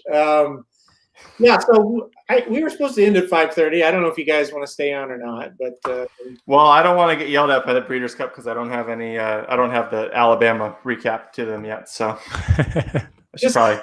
Can I ask one more question before we get off the air here? Magic. Sure. God damn it! Who did you use in the Saratoga Derby? Who did I use? Yeah. I used Decorated Invader. 256. Gufo and Colonel Liam. Well, I mean, you can't argue those, right? Well, that's part of the problem with that race. It's tough. We said it could be an all race. I mean, it's not an easy race to play, and so you have to figure out. Okay, you don't have to fight my battles. It's okay. Because here's the thing too. Like, okay, so I originally was leaving him off, but then I had the 9 scratch out of that the last leg at Saratoga. I should have added the Chad Brown rather than add somebody else into there, and it would have been the same price. Well, what was your ticket cost? 48. And you used 3 horses, so you add another one. It would have been another $16, right? But I would have gone from 3 in one leg and 4 in the other to 4 and 3. So it literally would have been the same cost once I had the scratch. Yeah, I'm just saying if you just added it. Yeah. Oh, so yeah, 60. I don't. And that's $64. It's right on the magic borderline there. That would be the high end of the magic. I was gonna say usually about the highest I try to keep mine is about low to mid 50s. So yeah. What would it have been? $64. Yeah. And if the one gets home, having the last magic. Mike knows. I was 1346 after scratches. Yeah, $64 would have been worth it. The $16 would have been worth it. That's the real argument. Not even the 64. The $16 would have made the difference.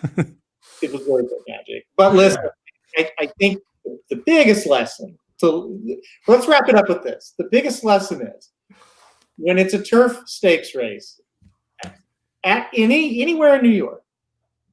Chad Brown's a really tough leave off unless the horse has 3 legs.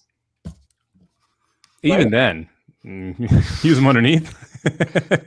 No, it is funny because he's been cold this whole meet. We talked about it, but you can't keep Chad Brown down that long. And that's one of the things we also talked about is you knew if he's actually doing really well on the dirt.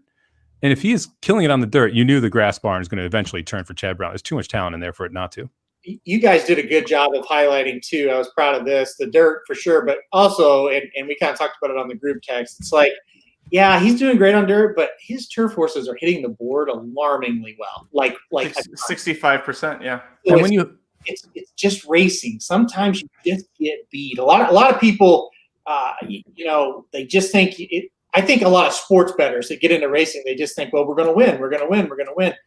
Even as a handicapper, I feel like us 3, we've got a pretty good idea on these races, but some days are just shitty. You just lose. Yep. And it happens with turf trainers or with any trainers. So well, we talk about a lot about the toughest thing. It's hard to. I don't like singling closers, right? Racing luck matters more for closers because you make your own lead. When you're on the lead, you're making your own trip. When you're closing, you either go inside or outside. You got people coming back to you. You got to find the lane. How does Chad Brown train? He trains closers. Yep. And so you have all of his horses that need to find trips. And so if you see his horses hitting the board but not winning, my logical explanation would be he's not finding trips yet. And when he starts to find those trips, or when the jockeys start to find the trips for him, that's when you're going to see those numbers skyrocket and do it real fast too. And I think that's what we started to see. I mean, he had a couple grass wins earlier this week. He's now got the feature win today on the grass. I mean, I wouldn't be surprised. He won the second race on the grass today. I wouldn't be surprised this barn gets absolutely on fire on the turf here in the next week or so. I'm with you. Yeah, don't fade him. Definitely don't fade him.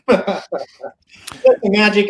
Listen, it was a hard race. I'm giving you I feel kind of bad. I shouldn't. Don't feel bad. No. This was it's deserved because if B, you're a lot nicer than Ricky would have been.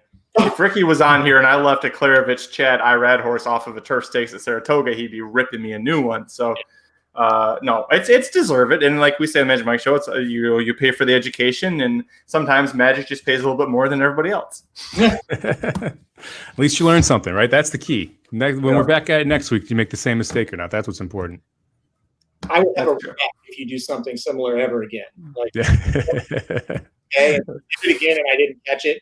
I'll be honest, I didn't even listen like for Chad Brown's horse on the first leg when you guys were talking about it. I just assumed you both would have it. You know, I really paid attention to the horses that you used was on the last two races because I had a feeling you guys would try to go against Swiss Skydiver a little bit, and yeah, these two races. So just to real quick wrap it up, who is everyone like here in the last? I know we got a couple people asking in the chat around Saratoga. For me personally, I think the 1 and the 12 are the interesting prices. I think that the one horse, is going to be forced to send, and I think the one horse could get a pretty easy lead coming out of 2 turf sprints and heading back onto the turf now. The 12 gets the Gaffleon upgrade, which I think is pretty nice too. So from a price perspective, those are the 2 I'm using. But I agree with you guys. I mean, I was 3 and 6 were my top picks. I thought the 4 was the other horse you kind of had to use. So I would have been 5-5 here if I was able to make it through that last leg. I liked the one when Kendrick was on. I didn't realize Kendrick Carmouche was off the 1 horse. Oof. I don't think I like the 1 anymore. I liked it because I thought Kendrick would. Well, okay. What is Eric Cancel? Is he like Kendrick, where he can get him out of gate, or? I don't think he's like a sim jockey, but he's not terrible either.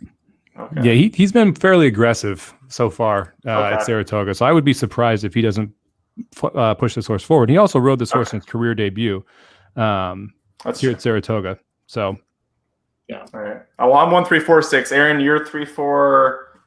Yeah. 6, 8. Yeah, real quick, 3, 4, 6, 8, and Jared just texted me and said he's coming on, so I don't know. I might stick around and see if he shows up. If not, forget it. But 3, 4, 6, 8. I thought I was being tricky with the 3, and I can't believe that horse is 9-2 right now. I thought we'd at least get like 8-1. I thought the 4 was kind of the most logical winner. 2nd was the second most logical winner. And I just really like that. I just think this 8, I know you don't like Rosario with speed horses, but I don't know. I just think this 8. Hey, there he is. Look what's here. What's up, boys? Yeah, Rosario's had a rough 2 days, man. He just across the board, speed horses, closer horses. He's been making it a little more interesting than it needed to be the last couple of days. So it'll be interesting to see what he can do here with the 8. This is true. Jared, what do you think about the day? Have you been able to watch? Has there any racing? Has it happened yet, or we're just getting started? You timed it perfectly. Del Mar late pick 5 still up there. No, unbelievable. I've obviously I saw Pneumatic. I saw the 2 big ones there at Saratoga. I mean, obviously, I don't think I was. We knew, or we were playing the 4 on the Saratoga Derby. That Chad Brown, that wasn't really too much of a shocking result there. Were you not? Oh, I'm sorry. Aaron's been giving it to Magic for a good half hour. I assumed we all were. I guess I was wrong. Aaron did too. No. I definitely did not mean that. Was not intended to throw salt in the wounds, but now that I know, I will continue. We know you don't listen to our show, so you didn't know that I didn't use it. But so what was the last time you got Irad, Chad Brown, Klarovich on the turf Kingsman in a $500,000 stakes race at 7-1? It's been a minute. Very logical horse too. Do you How do you feel about Aaron? Magic? Come on, man. No, but I really didn't need to rub salt in the wounds there. Swiss Skydiver. Holy shit. Yeah. Like, she might be good. I mean, I think we all, I believe, right, picked her, but it was almost. That is correct. I don't want to go too far ahead on that one this time, but we're good on this one. That it could be a race she could lose. I did not see her winning like that. That was. She's running the damn Derby. I'll just say that. It doesn't sound like she's going to, but I don't know how you don't after that. I mean, mile and a quarter, and it looked like that was no problem. That's what we all said. Yeah, we're shocked when you I guess you texted Magic and he put it up there. Yeah, I was shocked to see that horse. They said right after the race we're going to the Oaks. Like that was just like. Yeah. Do you have more info on that, Jared? Because you're the one that broke that for us. Did he say it on Fox Sports or something? Well, how did that they were interviewing it was Acacia was interviewing McPeak after the race. And he basically said, he said, okay, final question, Oaks or Derby? And he said, oh, Oaks. He said, we're not, we'll talk about it, but yeah, we're definitely leaning Oaks. And you know what his reasoning was, which I thought was funny. You two, this one and that one will like this. Tiz Law is the reason. So we saw Tiz the Law here last week, and I don't think we want anything to do with touching that yet. So Preakness? That sounds like Preakness. That's what that's about. Preakness. Gamine, Tiz the Law. Let's see that. Twist, Preakness. Yeah. Preakness. You think she runs in the Preakness? You don't think she just trains up to the Breeders' Cup? Actually, she would probably. She's been running a long time. She's running in the Kentucky Derby. I would be. If I was the connections, I would have called McPeak right when he gave that interview to Acacia and be like, no, we're running in the Derby. Deal with it. Let's go. Big bald head would have some bruises on it. I love that. Swiss confirmed for Oaks, per McPeak, per Jared. Yeah, so nothing can go wrong with that quote, right? Yeah. Directly after the race, before talking to the ownership group. Yeah. But no, I mean, and by the way, that has to do a lot of confidence for Art Collector. I mean, he did very well against Skydiver. So yeah, I mean, Art Collector, that only bodes well for him, I think. Yeah, I don't disagree with that. We kind of talked about how she showed a different dimension today, though. Like she was on the lead and kind of did the dirty work in the broadcast here. So if she sits and is patient, and Art Collector feels leader like her, that's kind of the debate, I think. But you're right, Art Collector looks a lot better today than he did last week. It was a weird race, right? Because no one. I mean, I guess like Bonnie South closed a little bit, sort of, but I mean, no one really made any moves. Harveysville Goyle horse that I talked a little bit about on the pod that I liked at a price, made a nice run. For a second you thought, hang on, like this is going to be that upset, but you could Swiss Skydiver just, no, like this was hitting second gear basically. I don't know. Spice is Nice was really disappointing. Yeah. Yeah, she just kind of threw the anchor down around the turn. Yeah, Harvey Little's Goyle made that mid-race move, but just could not sustain it when they got to the top of the stretch. As soon as Swiss Skydiver was asked, she just opened up easy. Yeah.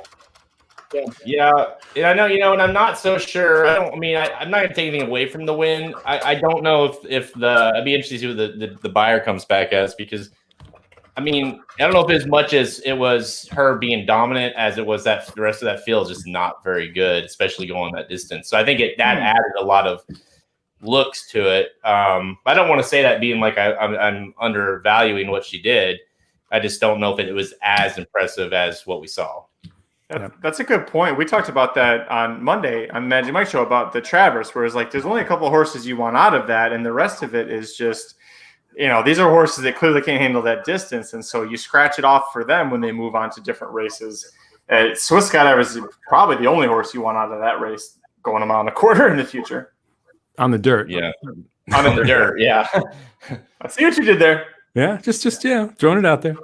Well, listen, I think Harvey's Little Goyle would have won tomorrow in the Saratoga Oaks. I think he would have won the race. I don't. Yeah, that's an interesting field. I don't quite know. Yeah, well, that field sucks, number one. And then number two, That's how you really feel. I just don't quite know you win the regret, which was a pretty big race. Well, that was a big reason why we were like, you kind of had to sit here and think Harvey's Little Goyle in this spot made sense, because you're like, why would they bypass that race tomorrow if and buy, give up, what is it? That's a $500,000 race too, isn't it? So how much? Yeah, because Bill Mott has her and has Antoinette, and Antoinette they did the surface swap with both those horses. Do you get added confidence in Antoinette now in the Saratoga Oaks, or? She keeps running third every damn race. I think she's going to finish third. Doesn't matter where she's at. Yeah, I don't. she's not going to surprise me. I'm not playing her, but really that race is just kind of oh God, like it's gonna be a mess. Like the Saratoga Derby, that was a legit awesome race. A lot of good horses. Chad Brown had a nice one in there, Magic. And then you look at the Saratoga Oaks, it's like, holy cow, this is trash. What were your guys' Brad thoughts Brown had a on? nice one in there. What do you guys think of Pneumatic? Good, really good. Yeah. That's what you expected and wanted to see it from him. If he didn't do that, you would be worried. But you talk about a horse that didn't face anything. That horse faced trash. It was a paid workout, so you don't learn too much from it, but it did what it was supposed to do, so you can't overly knock it either, right?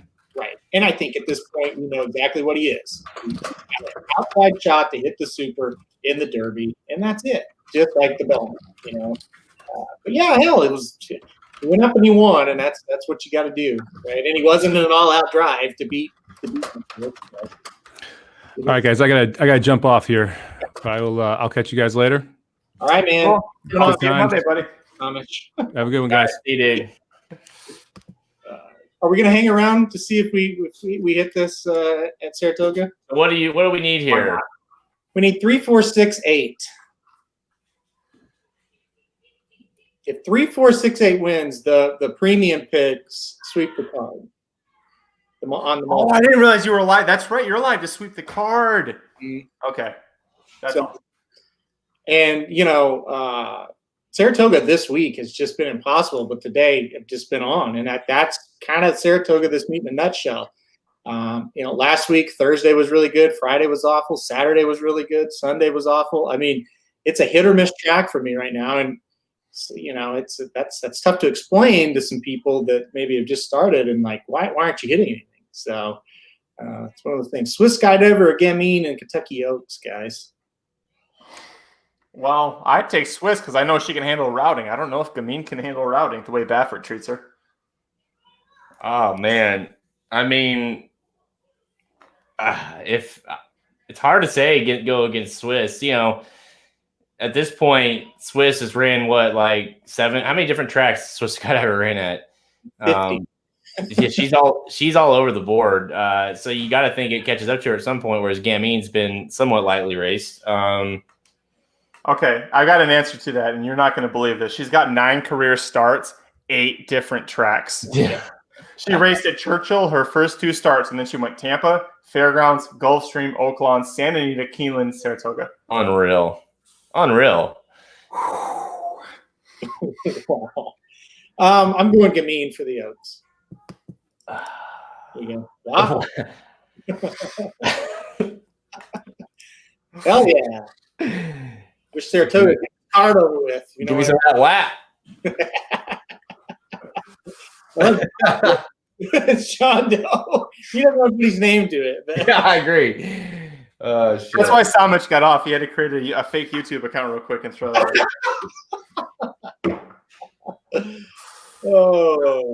out. 1 minute. I would probably pick Gamine if I had to. Yeah. But that's gonna be a hell of a race if those two go up and if they make it and they both run there. That's gonna be a hell of a race. Swiss Skydiver is going to win the Kentucky Derby if Tiz the Law doesn't show up with his race. How about that?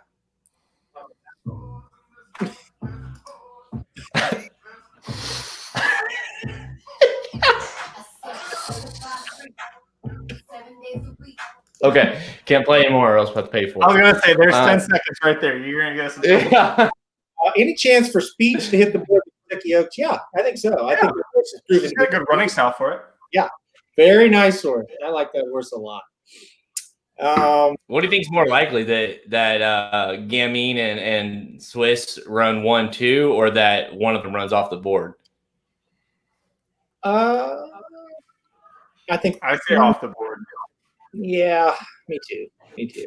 I could see him running 1-3 and Speech getting second though. I could see that happening, but I don't off the board. Because here's the deal: like who else is there? Speech is really good. Gamine's awesome. Swiss Skydiver's awesome. Who else? Well, I think you have, like Magic said, you have the the distance question for Gamine. You also then have is it ever going to catch up to Swiss Skydiver in a sense of this long kind of 8 different tracks? Is that ever going to catch up to her? And so you kind of wait for that day that one of those don't happen. So I think I'd more likely think that one of them will run off the board. But yeah. Oh man! All right, they're loading the gate here, boys. I've never seen so much for a maiden claim before. It's kind of the same question we had last week with the Traverse, which is more likely, does Tiz the Law and Uncle Chuck run 1-2, or does one of them finish off the board? And going into that, you're like, it's going to be 1-2 for them, and you didn't get that. So percentage-wise, it's a lot more likely for one of them to finish off the board. No, you're right. So Aaron, the website is alive to 3468 to sweep the card, correct? Yep. All right. I'm glad the 9 scratched. That was one I didn't want to leave off, and I did. So, all right. Yeah, I really like that 9 horse. I was kind of mad about that. Come on, Ricardo. Wire to wire, baby. Yeah. Oh, your 1's out there too. Yeah, this pick 5 and the 3 would be nice. Oh no, Magic.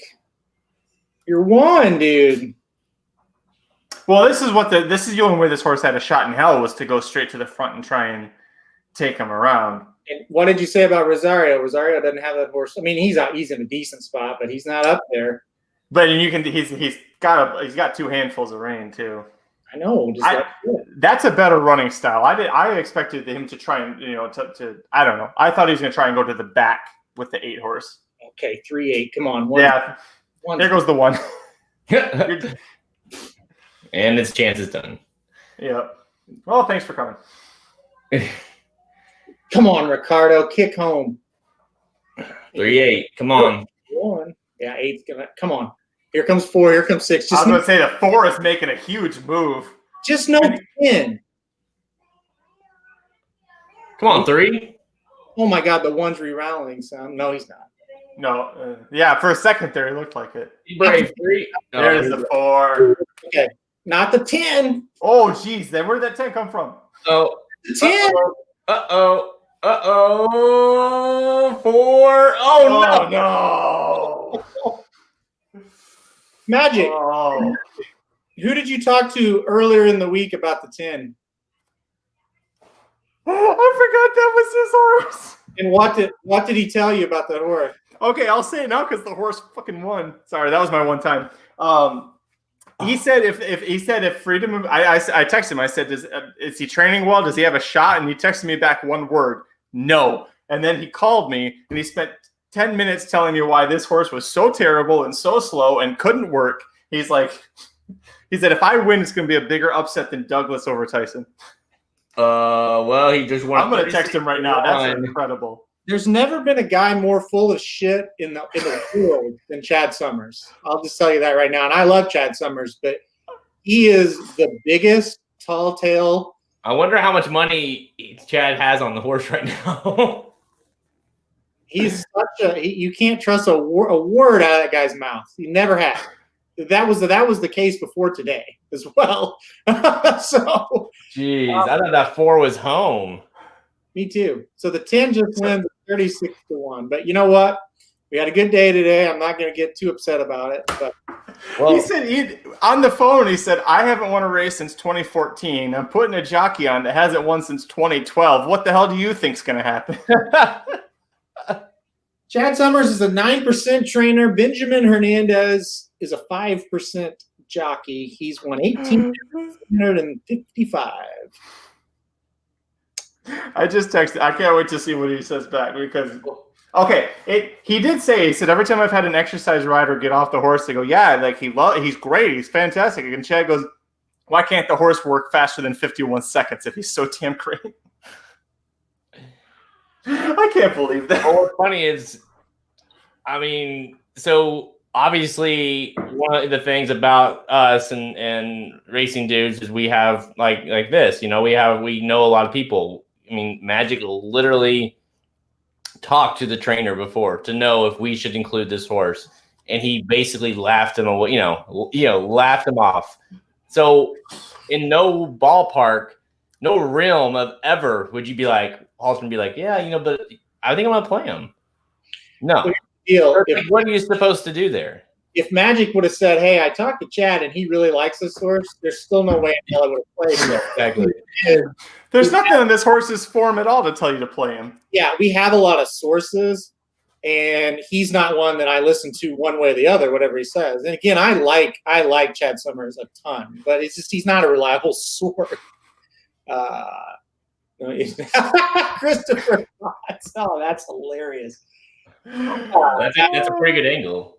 Well, we talked about it beforehand. It's like these horses kind of suck, and let's try to get sneaky. But again, that's a horse. There's no way in hell I'll ever. Look at Chad ever. with that big blue wrap, and I'm just happy he's not wearing that damn same suit he always had when Mind Your Biscuits would run. Right. This Benjamin Hernandez is acting like it's the first race he's ever won. Well, yeah, he didn't think he was going to win either. Well, I mean, I'm happy he won for him, for Benjamin Hernandez. I mean, when you're him and you're Saratoga, it's. I mean, hell, that means more than cashing this pick 4 or 5. So good for that kid. Hopefully he goes out. He is. Right. Boy, Chad's he's put on the quarantine. What do they call it? The COVID. What is it? What do they call it? Chad had the COVID-20 about 4 years ago. Oh boy. Well, I love Chad Summers. He's one of my favorite people in horse racing. That's the thing. Like, guys listen to this, they think I'm bagging on him. I would say this right to his face. I love the guy, but again, I can't be mad because even if he would have said Magic, this was a lock. I wouldn't have played it. I wouldn't have played it with stolen money. I wouldn't have played it with anything. So he is.